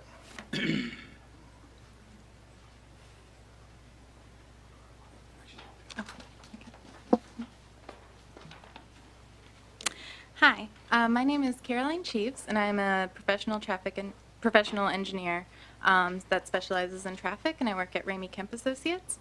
My firm prepared this traffic impact analysis, and I just briefly want to explain, I'm sure you've all heard traffic engineers explain what a TIA is, but how we do our TIAs is we first and foremost coordinate directly with the NCDOT and the county to develop the scope, and then what we do once we have all the intersections set with them and our parameters, we'll go out and collect existing traffic counts, and then we will grow those out to the build-out year.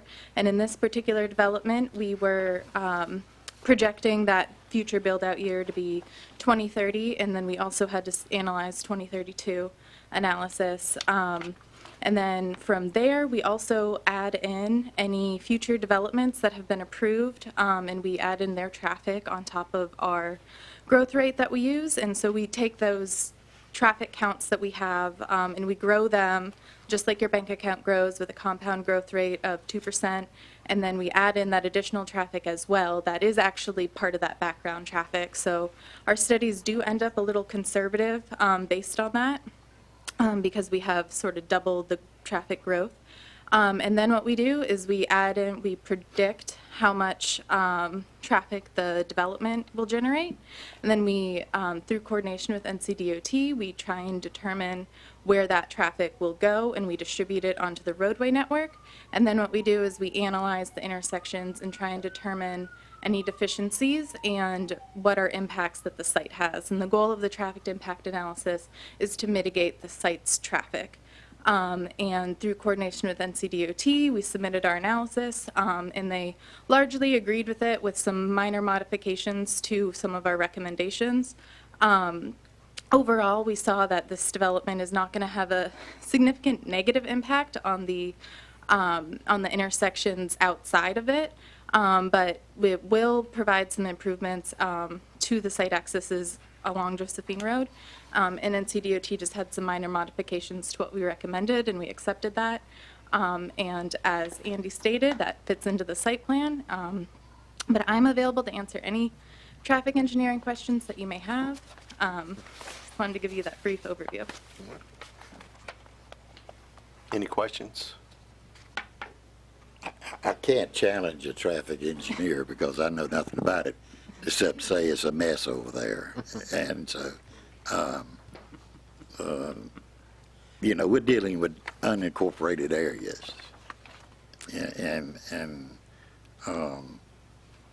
you know, we talked about municipal a while ago, but we got basically virtual towns in existence. And it's a mess. Yeah. No, I do understand. And one thing that I did want to point out that I didn't mention is that the NCDOT is installing a roundabout at Josephine and Cornwallis. So that should help. Based on our analysis, we looked at that in the future, and that will improve that intersection significantly. All right. Any other questions of the applicant before we move on to others? All right. Thank you. So if I will say, are there any other public comments, either for or against? If you would come forward. Yes. Yes, sir. You will get another chance anyway. So, but come on. So we want to know if you're worried about the contract for the 4 towns and wanting those done first. I mean, you know, one of the big problems of contracts with 4 towns is what happens if the county disappeared. That's what happens if the contract terminated. But if I mean, we could put this off if that is a concern, the contract for those towns, because I know that is obviously being negotiated right now and is a concern.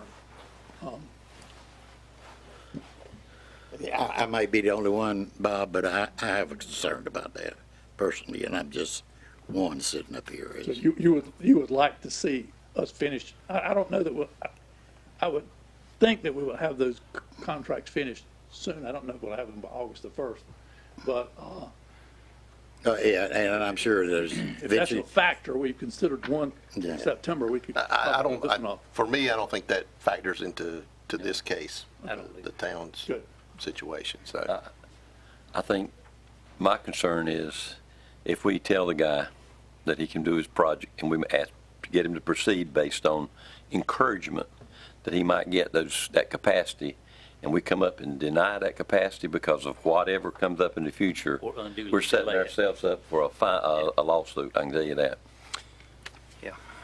All right. So I'll open it back up. Anyone else here to speak for or against? Yes, sir. Please come forward and state your name and address, please. Hi, my name is Joe Allen Lees. I reside at 250 Tayside Street. I apologize. This is my first time being here, so I may not have the processes all correct. But one of the things we don't either, so you're good. Sounds good to me. Good. One of the things I've noticed is that I feel that this, I had a lot of concerns when I came in here.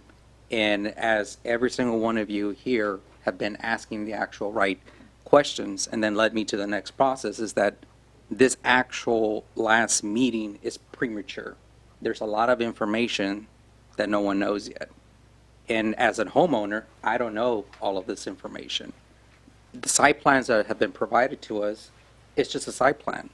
There is no traffic study information, or excuse me, no analysis information that allows the homeowner to determine, is this a viable project, just not for our neighborhood, but for the rest of the community. Where is the analysis information for the traffic, for water, power, power, for instance, as well as sidewalks? More and more traffic is being generated as more and more neighborhoods are being developed. Where are people walking? I see a lot of people walking on the side of the road that there is no sidewalk, and putting them in danger, as well as the motorists that are driving. They talk about stormwater. Well, I'm just not a homeowner, but I'm actually also a member at the HOA board in Broadmoor West. Who's responsible for maintaining all of these retention ponds? There was a lot of issues with our retention ponds that were not actually being turned over properly with the HOA. Somebody has to be responsible to ensure that before the developer turns it over to the HOA, that the actual retaining ponds are in good working order. And then is the HOAs actually going to be able to afford to maintain it long-term, because it's actually really expensive. I live right along that creek. What assurances that I have that that the stormwater, because depending on storms, if they're heavy storms, will end up actually dumping a lot of water into the creek. Based on when we bought our property, it showed that a dotted line saying the 100-year flood line. That's nonsense, because I've seen that past that line I don't know how many times. Then I have to worry about erosion control of my property, which then increases the cost of maintaining that property. There was another quick note that I had in here. And as well as dealing with the impervious, that's another critical thing. How is the HOA going to be able to enforce those impervious to making sure that it doesn't get out of control? As well as, they're talking about adding sidewalks and gazebos and all that good stuff. There's nothing wrong with that, but who's responsible for the maintenance of those areas, as well as the privacy for our homes along that creek? We already have issues, people crossing back and forth on that creek when the creek is low. Are they going to control that? Probably not. They're talking about wanting to join neighborhoods. That's a great idea, but each neighborhood has their own HOAs, their own rules. How are you going to ensure that other individuals coming to the other side, to another neighborhood, that they're going to be respecting the rules of that HOA? So I just feel there's just a lot of unknown questions about this project that hasn't been answered for myself right now, even as you all are asking the appropriate questions. So for the time being, until these questions are answered, I say nay for I know it doesn't carry a lot, but it's just a lot of concerns, because as well as you start using a lot of the resources for the county, how does that affect the existing residents that are paying into these systems? So, but that's just the information that I had that I would like to share. Thank you for your time. Thank you. Thank you. You've waited a long time. I know you guys are very excited. Good evening, my name is Jenny Barnes. I'm not a public speaker, so bear with me. I live on Bald Head Island Drive. I'm currently in the Island Creek subdivision right now. I have 2 little boys in the Johnston County school system. My family and I have lived there since 2007. I recognize that the rezoning of the land and the addition of this development will add tax revenue for Johnston County. What I have to ask is the extra revenue worth the additional risk and congestion that will result from the added traffic being on Josephine? Currently on Josephine, cars typically travel faster than the posted speed limit. In April 21, our stone entrance sign was plowed into by a speeding car and destroyed. 1 month after, the adjacent neighborhood sign was also destroyed. Josephine and Cornwallis Road already cause roughly a 30-minute bottleneck for anybody commuting to Raleigh each morning. That was this morning, right? Adding another 153 more homes will only add to this hassle. Is the extra revenue worth the additional strain that it will put on our schools that are already over capacity, to the point where my niece has never actually seen the inside of a classroom, but has been in an expansion trailer for the past 2 years, kindergarten and first grade, all due to the overcrowding? The rezoning report shows that Cleveland High School already has 511 more students than they are equipped for. Walking trails and gazebos are great, but I want my kid to have a seat in the school. Is this additional tax money worth the additional strain that it will put on our infrastructure, such as roads, law enforcement, fire, sewer, obviously, and electric? Can anyone confidently tell me that my family or any resident of Johnston County will be better off for the addition of this development? Or will the uncontrolled growth lead to the overcrowding of schools, higher taxes, more traffic, more crime, more accidents, and more road maintenance? When does it ever end? Thank you. Thank you. Thank you. Yes, ma'am. Well, after listening to Andy Mills, I feel like live in a Chandler Home subdivision, and we've been left behind. My name is Linda Kurtz, and I am a homeowner in Mason Park on Josephine Road, which was built and developed by Shenandoah Homes. It was the worst experience of my life.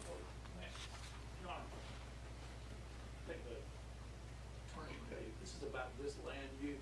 She's got Well, some no. complaint. You got some complaint about some. I'll get to where I, So let me, This was legal and not was not legal. yeah, I know this is not a quasi-judicial process, so.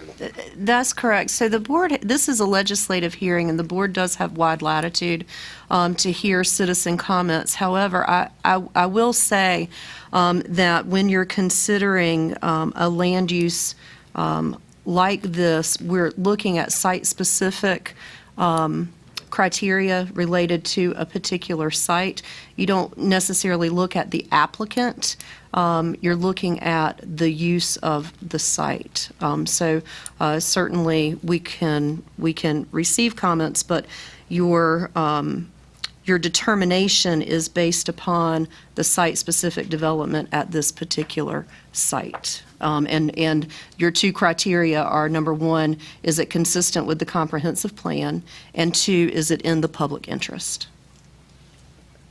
Ms. Kurtz, can you, with those guidelines, can you Well, keep your discussion? I would just like to, the gentleman who just spoke a while ago, he was talking about the HOA. And what I wanted to share is this community is 5 years old.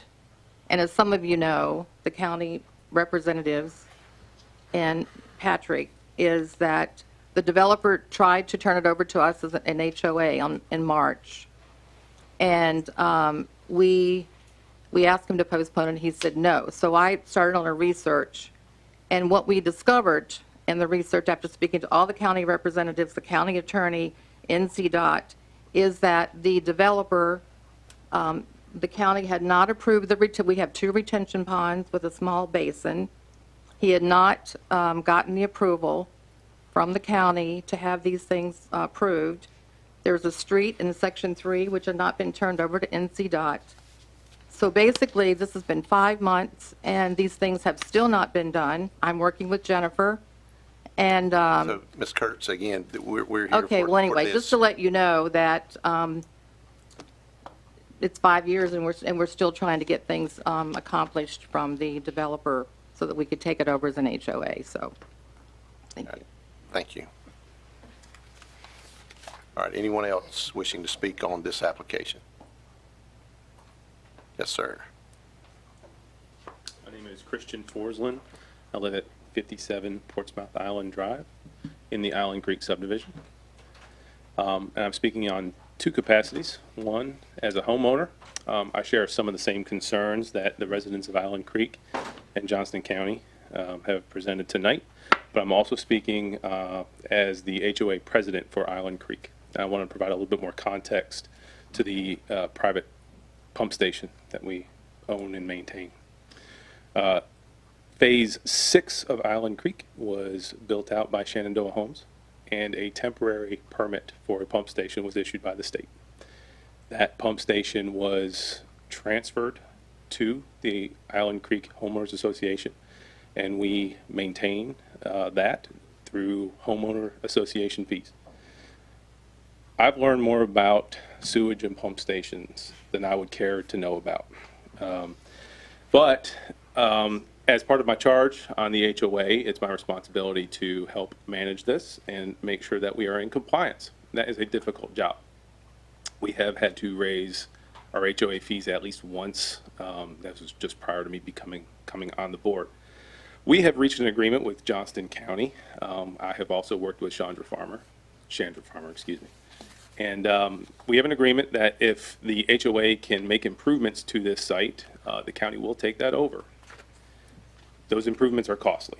This agreement was reached a year and a half, maybe 2 years ago now. I've been doing due diligence, and about that same time, we caught wind that a new development may be occurring here. And in talking with residents at our annual meetings, we decided to hold off on the costly improvements to allow this process to mature, to see what could be arranged. We are where we are now, with one of the conditions on the rezoning request to abandon that pump station at no cost to the HOA.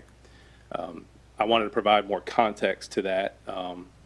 But aside from that, I have nothing else to add other than the other concerns that we have with growth, school overcrowding. So my position tonight is somewhat conflicted. I do have a charge to speak on behalf of the residents in order to manage and absolve ourselves of the pump station. And I think everybody wants that. Homeowners, I believe the county wants that from an environmental and a liability perspective as well. I realize that the sewer system is safer than private pump stations. But if anyone has any questions about the HOA or the existing Island Creek neighborhood, I'd be happy to answer them. Any questions from Mr. Forsland on those regards?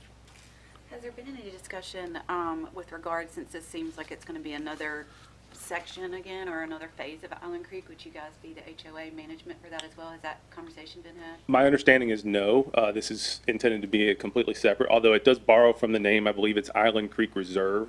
That is the only commonality between the two, other than the fact that it is supposed to have the same look and feel as Island Creek. And we have 2 dead-end roads in Island Creek that would provide connectivity to the new neighborhood, so there would be pass-through. And I have talked to Mr. Mills a number of times about the pump station and other things, and there is a larger pump station in Island Creek that the county does own and operate, and I believe, I don't know the arrangement on the land, but I believe Capital Properties / Shenandoah Homes owns that lot, and there was talk about the walking trail connectivity to the existing Island Creek as well as, you know, a small concession of amenities. So, yeah. Thank you. All right, thank you. Anyone else wishing to speak? Sure. Okay, I think you all know this is part of the planning process, and it really is the planning process can work. If you want houses and subdivisions, what do you want if you don't want that? This is what Island Creek looks like. This is what we're talking about. Here's even the pump station. You can see it, but we have and when this were taken, my copier blew up. So they're now in black and white, some of them. But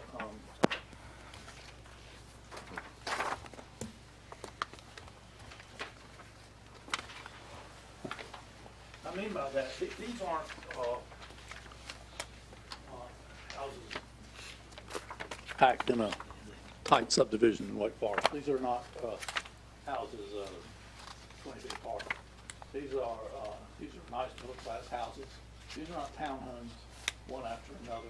It's not multifamily just packing things in there. These are nice single-family residential units for middle and upper middle-class people. Exactly the kind of development you want in this county, and it's well planned. If you're worried about stormwater, there's a guy called Paul Clark at Diener. Some of y'all may know him. Nice guy. You know, they are all over stormwater, trying to get those supervision in, and trying to get it upgraded continually. Upgrade the ordinance right now. They just passed one last month. Stormwater. I think that solves that problem.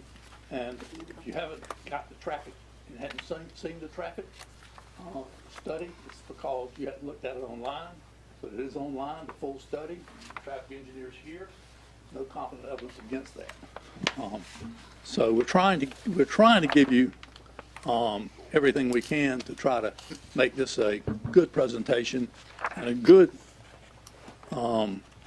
development for this county and the kind of homes that we would love. I know that Smithfield, which is getting a lot of attention right now, we'd love to have those homes. We're getting packed homes, densely built on small lots.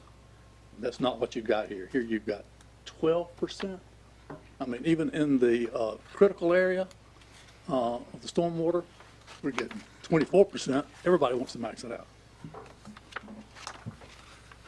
All right. Is there anyone else wishing to speak for or against? And I will ask, I guess this time, Ms. Covington, would you put I think there's 33 conditions, and I just wanted to ask the applicant, are you agreeable to all 33 of the conditions? Yes. Okay. And that was, I know he's not at the microphone, but Mr. Mills said, signaled that they were agreeable to all 33 conditions. So with not seeing anyone else wishing to come forward, I'm going to close the public discussion portion of the hearing and thank all who participated in that and ask for Mr. Newton to come forward and summarize and present the planning board's recommendations. Yes, sir. Yes, sir. As it relates to case 22-18, Planning Board does recommend approval and provides for your consideration of resolution of statement of consistency. All right, any additional questions for Mr. Newton? I do. You know, some of the things we go through tonight, if we don't rezone it, they can't build what they want to build. Like going to business use, for example. If we don't rezone this, they can still build houses, is that right? Yes, sir. Within 30,000 minimum square foot? So yeah, say it'd be 40,000 minimum square foot and it would have to be done with septic. That's right. Yes, sir. Okay. All right. And so as far as time frame, the county does, our ordinance does not allow a rezoning to come back within a 12-month period. However, once again, you have to consider the scope of the project, timing of the project, timing of infrastructure improvements as well. Okay. All right. Any other questions for Mr. Newton? All right. With that, I will close. Every single one of them there. I'll make sure I'm in the right spot here. He did. Yes, sir. He did. All right. And I've already asked the applicant if they agreed to the final conditions, so I will close the hearing and turn it over to the board for additional discussion. Mr. Chairman, I'll say a few things. I really believe that the privilege of a developer to build a community in Johnston County and to benefit from that carries with it the burden to provide a quality place for people to live. And I think that means more than just walking trails. And paying fees in lieu of open space and not providing any parks or recreational amenities is not the quality of life that we need to be having here in Johnston County. I'm not concerned about the sewer. I think we have a duty personally to provide sewer because I believe that to be the most efficient use of the land. I think land is precious. We need to use our land in the most efficient way. We have a duty to provide the sewer. But I do think the developer has a duty to design a quality subdivision that families can live in and that doesn't put the total burden on the county for parks and recreation, where the families can play and have a quality of life in their own community. And for that reason, I can't support the subdivision. Any other comments? And let me just add, so the things that I think Ms. Lester hit on is, the things we are to consider, is it consistent with the comprehensive plan? If it's in the public interest, and there's another section C about reasonableness and other attributes and stuff like that. I think you have that at your table, but those are the three things that we are to consider when deciding if this is deciding on this project. So, go ahead. Something got brought up earlier, and I know Bryson said, if we turn it down, then we can't really bring it back. But is there a way to say not yet until we feel like we have a better understanding of what our... I think Commissioner Smith had said that that's their request to table it, saying, and I haven't heard. They can table it, or we can. We don't have a choice. We either have to vote or not vote. They have a choice we vote tonight, or they can ask that it be continued. And I'm definitely not an attorney, so make sure that's the correct statement.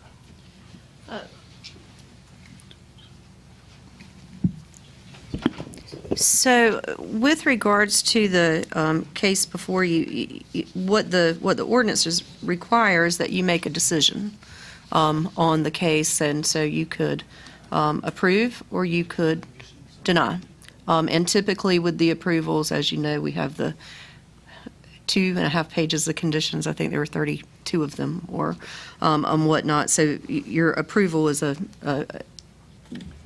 the conditional rezoning, if that were the direction in which you wanted to go.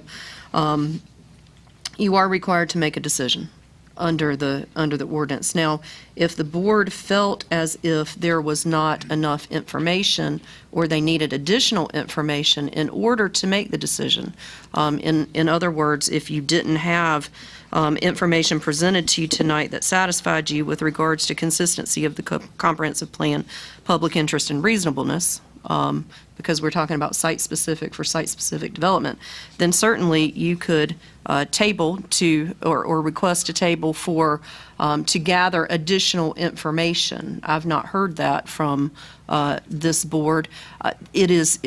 Braston is accurate that if you deny tonight, they are not in a position to bring this back to you for an additional 12 months.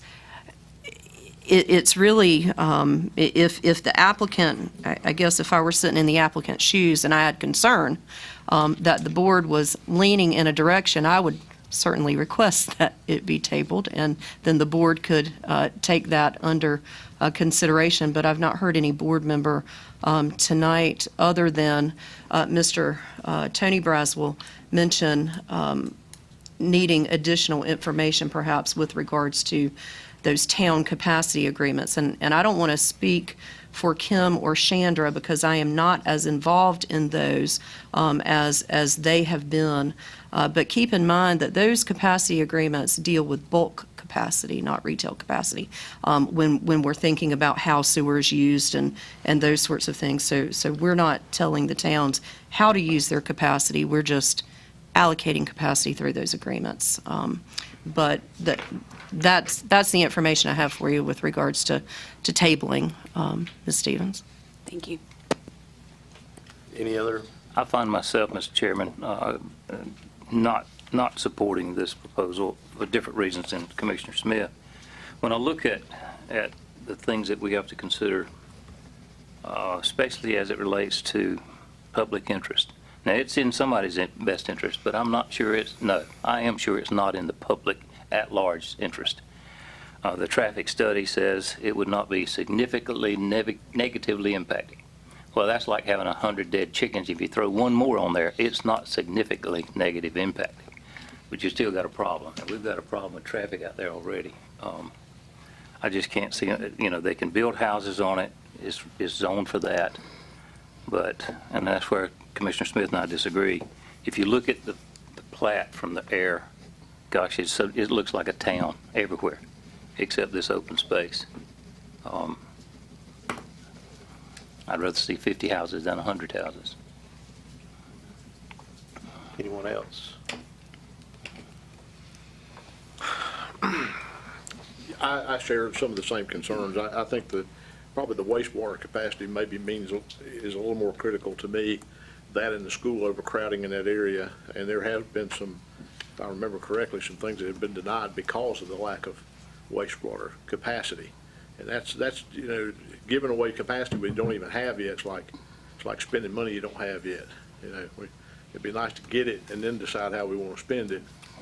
And I know that this board has talked many times about the importance of preserving that capacity for industry that creates jobs and helps our local citizens in the county. And I know that ties back into having a place for them to live. So it is a delicate concern.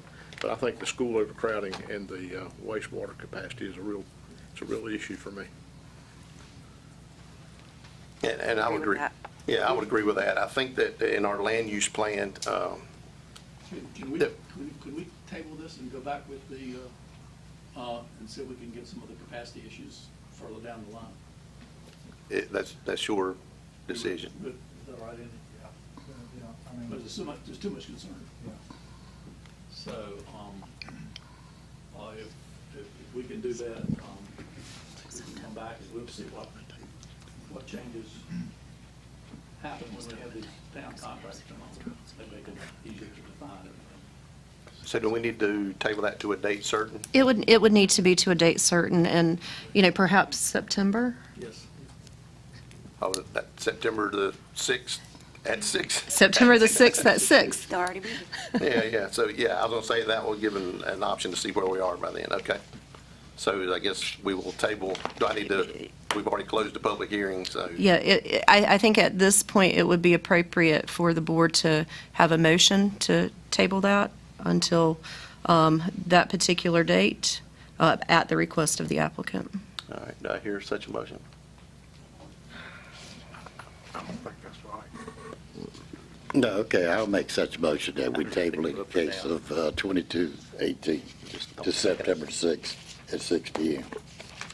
Do I hear a second? I'll second. No, let's have discussion. All right, yeah, now we have a motion and a second. Let's have I was just gonna call for the vote and see where it went, but let's have some discussion on that. Just the only thing that I question is September the 6th. I don't know that anything's going to be resolved by September. What's going to be different in September than it is right now? I mean, our schools are still going to be overcrowded. Our wastewater is not going to be resolved by then. I mean, are we going to be able to make a better decision? I'm fine to table it if that's what everyone wants to do, but I don't know what's going to be any different September 6th. What are you going to be able to produce that you haven't produced already? Jennifer, I really believe that the applicant has the ability to withdraw and just blanketly withdraw it and determine at what time they want to bring it back. Well, if the applicant withdraws, that 12-month delay pipes in is the same as a denial. So a withdrawal of the application would be the equivalent of a withdrawal according to your ordinance. See, if we schedule it for September, we know no more about the sewage plan. Yeah. If we schedule it for September, we know no more about the sewer plan, then we could get an extension. Jennifer? Here's what your ordinance says. I think that might be helpful to explain the withdrawal or the denial. If you look at the ordinance, it says effective denial or withdrawal on on application. When the Board of Commissioners shall have denied an application for amendment, or the application shall have been withdrawn by written notice after publication of the first public hearing notice, as required in subsection E of the section, the planning director shall not accept another application for the same or similar amendment affecting the same property or portion thereof until the expiration of a 12-month period extending from the date of denial or withdrawal as may be appropriate. And so this has already been noticed for public hearing and those sorts of things. And so that, and I'm sorry I wasn't clear. I talked about denial. I did not address the withdrawal, and I apologize for that, but it's the same rule. So we've asked to table it in September. If we don't see much progress by September, we may ask to move it to another date. Is that acceptable? Because I think the Institute, all the Institute has requested is that a table have a specific date. So, for municipal rules, which I follow. So if they ask you to give a specific date, we may ask to continue in September if some of these issues are not resolved. I'm not going to resolve schools for you, but they may have some better understanding of sewage. All right, so let me make sure. So our decision, since they've requested the table, is either up or down on the tabling? Correct. Or is there a up or down? Is it, we just grant the request to table it? Do we have a decision on that? There's a motion on the floor with a second. Okay. And we're having discussion right now, so. Yes, sir. So we can, okay. Any other discussion? So what you're saying, what I'm hearing you say is we can deny the motion to table it? You could, sure. Okay, all right, there we go. That's what I need to know. All right, all in favor of the motion to table it, please say aye. Aye. I think, can you raise your hand? I just want to make sure that's 3. All right, so we've got 4, all opposed, raise your hand. So 4-3, the motion is, or the hearing, or the, I don't even want to have the hearing again, do we? Sure. It's tabled until September 6th at 6 o'clock. There we go. How about that? Wait a minute. I thought we denied tabling it. No. No, we had 4. We had 4. Oh, I didn't see it yet. Yeah, we had 4. Okay, I'm Just sorry. 4-3, so. Okay. All right. So we will see you again September 6th. I won't be here. All right. We have one more public hearing up, and that is an ordinance amendment on flood damage prevention. And I think, Braxton, is that you? Yes, sir. Okay. Yes, sir. Included in your package, you will see county's Article 8, county's flood damage prevention ordinance. And we are presenting for you and a couple of amendments to that ordinance. One is in relation to 14-421, which is our statutory authorization to establish flood damage prevention ordinance of this type for the promotion of public health, safety, and welfare. And the specific amendment is to update the authorizing statutes and get those current as Chapter 160D has been ratified by our legislature. So that is the first. The second is 14-427, and this is to update the effective date of the firm panels with regard to unincorporated Johnston County.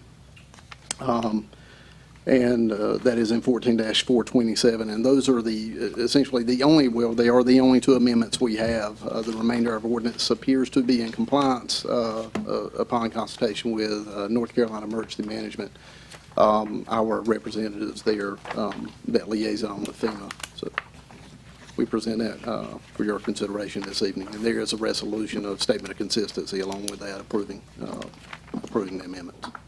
And I was in such a mood of, on the public hearing, I forgot to open the public hearing, but I'll do that now. All right. Is there anyone in the audience that wishes to speak to this?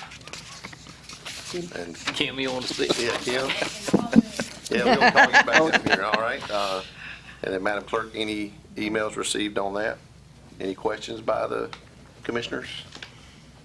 All right, I will now close the public hearing, and do I hear a motion to adopt? I'll make a motion to adopt. Second.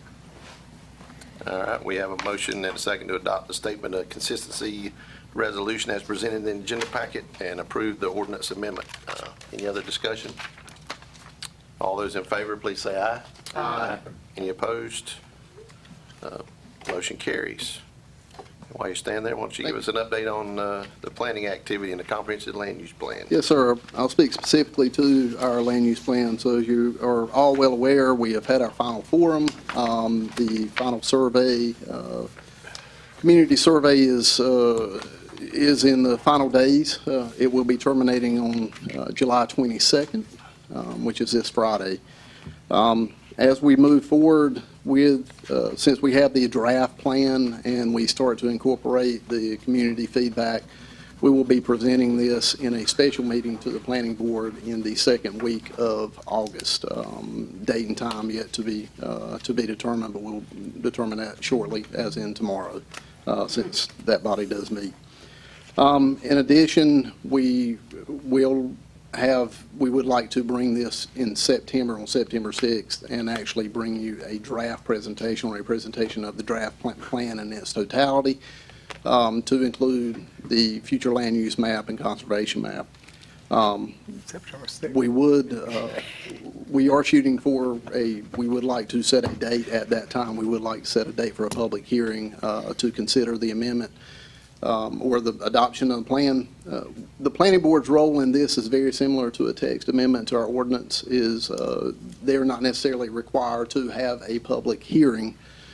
In essence, they are to consider the plan and make an advisory or recommendation with regard to the plan, so they will not actually be conducting a public hearing. They can have a public comment period during review of that draft plan. However, this body would have to take it to a public hearing. So just food for thought if you'd like to have some thought about when you'd like to schedule that public hearing, that would be great. But we will be providing that update or the draft plan presentation on September the 6th at 6 p.m. Bryson, Yes, sir. I'm sorry I missed. So once you give it to us on September 6th, that's the first time we'll see it, right? In its totality, it's out there now, obviously. It's out there for view, for public view now, yes, sir.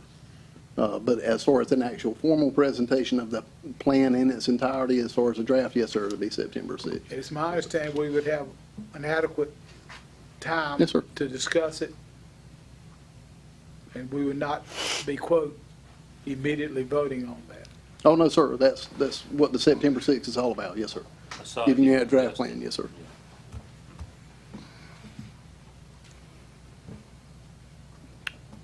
That's all. Any other questions? If you don't mind, this morning I had mentioned the Southeast Area Study. Yes. Do you want to give us an update and probably give a much better description of that and what's going on than I did? So, Southeast Area Study is actually being conducted by CAMPO, which is our Capital Area Metropolitan Planning Organization, of which the county is essentially, we are served by two different planning organizations. One, CAMPO, the Metropolitan Planning Organization, and the Upper Coastal Plain Rural Planning Organization.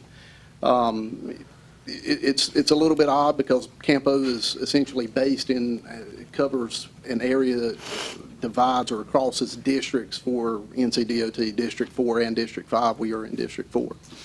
Upper Coastal Plain is all District 4. So we're in a, not necessarily a unique situation, but it is somewhat difficult to navigate in some situations because you do have two different agencies which have that planning authority with regard to transportation. However, they have launched their C study or Southeast Area Study, and that includes essentially, almost essentially everything north and west of I-95. So essentially half of our county, maybe slightly, a slight bit more.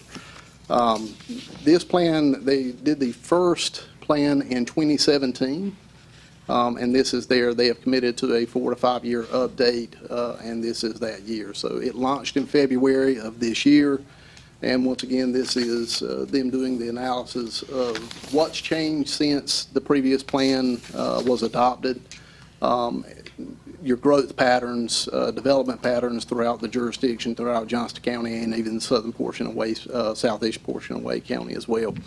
So they've completed that, and we have just entered the public engagement portion of the study. Last week, they really released or launched the public engagement, so there was surveys launched, which are housed on our website on the county's homepage and the planning department's homepage as well. There's also some additional information there, some toolkits for the public to look at, and there's also a link to the previous plan, just so the public can become familiar with that as well. I think the projected date or projected time frame for completion of this plan is June of 2023. That would put it essentially from beginning to end about a 16-month window. Our participation in this plan is very much like any other community served by CAMPO, is to provide them feedback with and the data with regard to growth trends in our community, those impacts and that intimate local knowledge we have with regard to transportation issues in our community, and try and get those encompassed in the plan. This will assist us in prioritization of projects as we go forward with, on an annual basis with the transportation improvement programming and prioritization of projects on an annual basis. So this plan will be referenced in that, will be used in trying to determine what those priority projects are. Additionally, we've had some conversation internally about our own comprehensive transportation plan. The last time our comprehensive transportation plan was updated, it was done so in conjunction with all of our municipalities, 11 municipalities, the county, NCDOT, Upper Coastal Plain RPO, and Capital Area Metropolitan Planning Organization as well. We would like to piggyback, not piggyback necessarily, but we would like to utilize the data and move forward with our own comprehensive transportation plan update. So with that, because the data's here, we've got a good amount of data that's coming out of the seas, we'd like to be able to take advantage of that. So with that, we would like to ask it, for this board to consider at some point in the near future, the ability to move forward with an RFQ for that. So, my opinion is, now is the time to do that. We've got Campo already, we're already paying them by our membership in that to collect that data and do the Southeast area study. We're getting towards the end of the land use plan update, and to me, it just makes sense. And I would just ask the board if that's something that we could get Braston to bring back to us at our August meeting, an RFQ that's ready to go out and talk some more about that, because, with the land use, we have traffic issues we need to address, not just traffic, trails, all the stuff that goes with it. But it also puts us in line for DOT funding and local area project funding that we haven't seen, I don't say any of in the past, but much of in the past.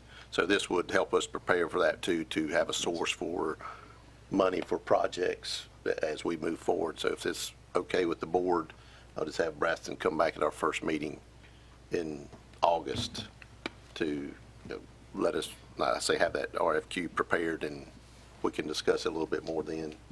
Yes, one thing to note, it doesn't just focus only on your vehicle transportation or your road network. We're also talking about greenways, bike ped improvements, or plan improvements as well.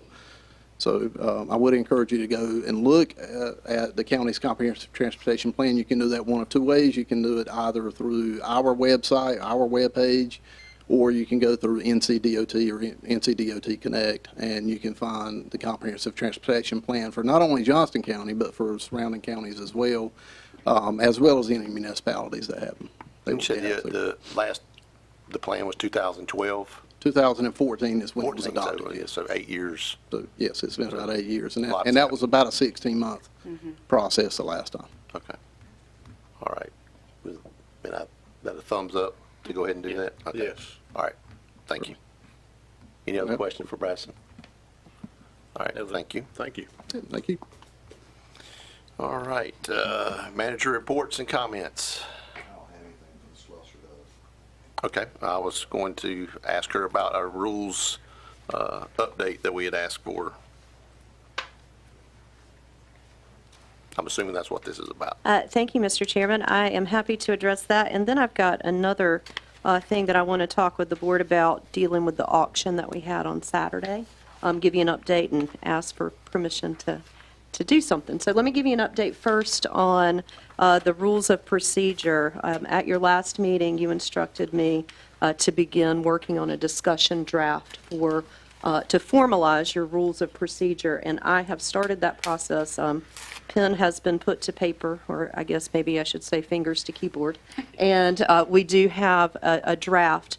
I am in the process of sharing that draft with the clerk to the board and the deputy clerk to make sure that what I put in there is consistent with what you're actually doing, because what I'm trying to do is formalize your procedures, essentially. And it is, everything that you will see in this discussion draft is very consistent with, one, what you already do, and number two, very consistent with that School of Government guide for small boards. So very, very consistent. But the plan is to attempt to get you a discussion draft for consideration and no action, of course, but just to deliver it to you in August, and then the board can take the time to look through and provide feedback and those sorts of things, and hopefully we can get you something finalized very shortly thereafter. But again, most of it is, I was talking with Vice Chairman Harris earlier,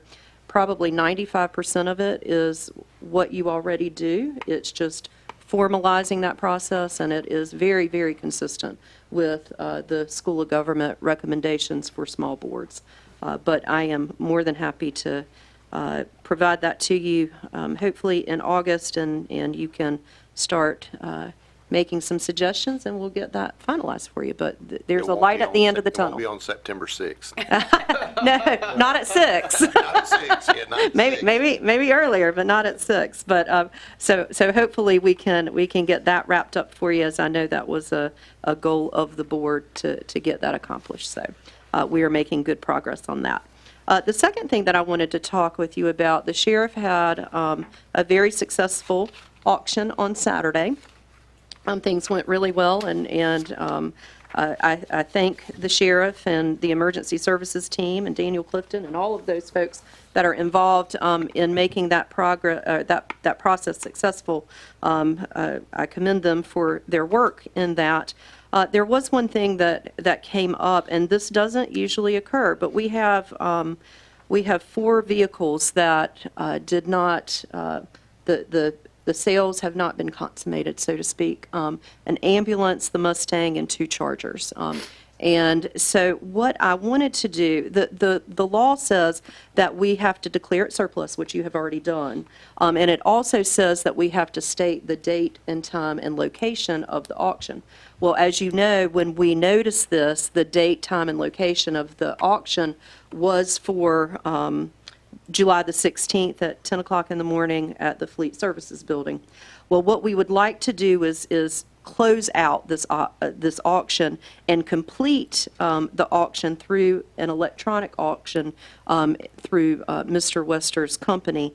And what we need to do in order to make that happen is have you, one, agree that the county manager is authorized to do this electronic auction and set a date and time for that. And my suggestion would be August the 1st, 2022 at 9 a.m. and conclude at August the 8th, 2022 at 5 p.m. For this surplus property. And then also say that the county manager, because all of these items are under $30,000 in value, that the county manager has the authority to conclude the sale without any additional board action. And then second of all, in order to expedite this to get it closed out, what I would like to do is have you allow the clerk to advertise this by electronic means only, and the statute allows for that. And so we would post it on our website, we would send it to our sunshine list, all of those sorts of things. But again, that would help us expedite this process and go ahead and get this auction closed out and hopefully get those 4 vehicles that are outstanding sold. And so that is what I would ask for you to do. And again, this just came up today, so that's why I wasn't able to talk with you about it earlier this morning, but I did provide a draft resolution at your seat that says exactly what I just said. And so I would respectfully request that you approve that resolution if you are inclined to let us go ahead and get this wrapped up. Mr. Chairman, I move we approve the resolution. Second. We have a motion and a second. Didn't sound like there's been much discussion, so all in favor of the motion say aye. Aye. Any opposed? Motion carries. Thank you, and I don't have any other items. Okay. Thank you. All right. I'll put my thing up. Any board reports or comments? What is this? Why do we have this? Yeah. I think that was with regards to the one that got Yeah. tabled. Yeah, that was just previous cases in that area. Okay. It was yes. minutes. That was the background information. The board referenced, I think, earlier in that hearing about previous cases that were not successful with regards to a request for sewer, and I wanted to make sure that you had that data. So I provided you that information with the assistance of Dana. Thank you. I've got one other thing. Jennifer had written us that with the end of the emergency declaration by the governor, we can, after that date, Jennifer, we can no longer meet remotely. Is that right? I would say that the clear legal authority for you to do that will have expired. As you know, we, along with a lot of other local governments, adopted remote participation rules just because we needed to have a way to conduct business. And then a few months later, the legislature granted us that authority to have remote meetings during a state of emergency. If you were to decide to continue with the remote meetings after that expiration, what I would tell you is that the safest route would be that whichever board member is not participating in person, that person not be required to count for purposes of quorum, and that person not vote, that they could participate in discussions and those sorts of things. But if you look at what the North Carolina general statutes talk about, it talks about in-person participation. And so that would eliminate risk, I guess, and as a lawyer, that's what I like to try to do, is try to give you as little risk as possible, but the clear legal authority for that will have expired at that point. And I will say this board should be commended for its excellent work during that time, because there was no time in which the full board met remotely. So we never had some of those issues that perhaps other places had. And another thing, I didn't mention this about the quorum and the voting, but also I would definitely recommend nothing quasi-judicial as well, if that was the direction that you decided to go. Mr. Chairman, I'll be out of state on September 6th at 6. Need any help? Can we come? Yeah. I'll be pretty remote, but I will not be able to be here then, so Okay. whatever we need to do. Duly noted. Tonight, we thought that we are not ready to start allocating our sewer, I hope. But we're sending some conflicting stories out there, because I know several projects have been turned down because we actually have no sewer capacity. And they weren't given the option of saying, can I buy into it, so when it comes, I've got it, and I know I've got it in my hand, I've got hold of sewer capacity. And I think we really need to meet and act and decide what we're going to do.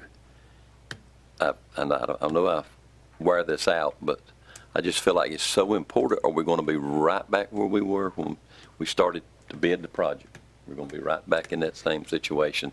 And we're going to have to tell industry, it's going to be very embarrassing when we tell them, a Nova Nordis or a Grifols or other pharmaceuticals that might want to come to the area, sorry, we don't have any sewer for you. And I can see that being a possibility. So I would encourage the board to let's start scheduling some conversation, meetings specifically for that purpose or whatever, but we need to get started on that. We need to be serious about it. Yeah, I'd love to have that conversation. I just don't want to have it tonight. Yeah, that's right. Yeah. No, I'd agree with you, and I think that's one of the reasons I wanted to, not now, I didn't want to turn it down and then have to wait 12 months, but until we have a clear understanding of what is our charge moving forward, I didn't, because who's to say next month the perfect project doesn't come up and then we're going to be conflicted again. So I think I just wanted us to be on the same page. I agree with you. And we've got a problem in that we've got towns that are moving forward with subdivisions and just assuming that the sewer allocation is going to be there, and there's not a clear-cut policy. And we got, of all the towns, seem to almost have a different policy for every town, and we need to make sure that we have our policy to those towns well defined so that they won't overstep our boundaries. Well, I agree with all of that, and one of the things I was going to call for sidebar with our counselor about municipal bulk and residential, but it's still capacity. It's still in there. And looking at these particular plans, if you want 15,000, a place for 15,000 square foot homes, then, the town's just a place to go, but then they don't have any capacity. Let's don't get into all that tonight. Yeah. I will say, I think our agreements probably are similar. The problem is we have towns that haven't signed agreements, so that makes it a little difficult. None of that, guys. Yeah. None of them. Is it none? Is it none of them? That's correct. We have agreement with the town of Clayton, but of the original 4, none have come back to us with a signed document. So I think we sent an email out this week, basically something to the effect that Time is of the essence. that time is of the essence, but there may be no more approvals for municipal bulk customers unless they sign those agreements. So I think the message is getting sent that we need to get the agreements in place so we can conduct our business with a little more order. And as I said, if we're going to do an allocation, decide what that is, we need to do that. But I will say in this month's reconciliation that you got, you had a piece for the towns, and I was going to get with Chandra and talk some more about maybe putting a little bit more information or maybe reformatting a little bit so we can tell how much each town has been allocated and how much paper flow and all that. But it's in your, there's 2 tabs in your reconciliation, so take a look at those, and that explains a little bit more where we are with the towns. So, One of our citizens tonight mentioned about Wilson Mills, I think 800 homes or something. I mean, isn't that in Wilson Mills? yes, it was. So we really don't have any say in that, is that right? As far as that building? I will go to Mr. Smith, or Commissioner Smith's comment. Let's not get into that tonight. I'll make a motion, we adjourn. All right, there we go. Second. All in favor, say aye. Aye. See you in August. I want that question.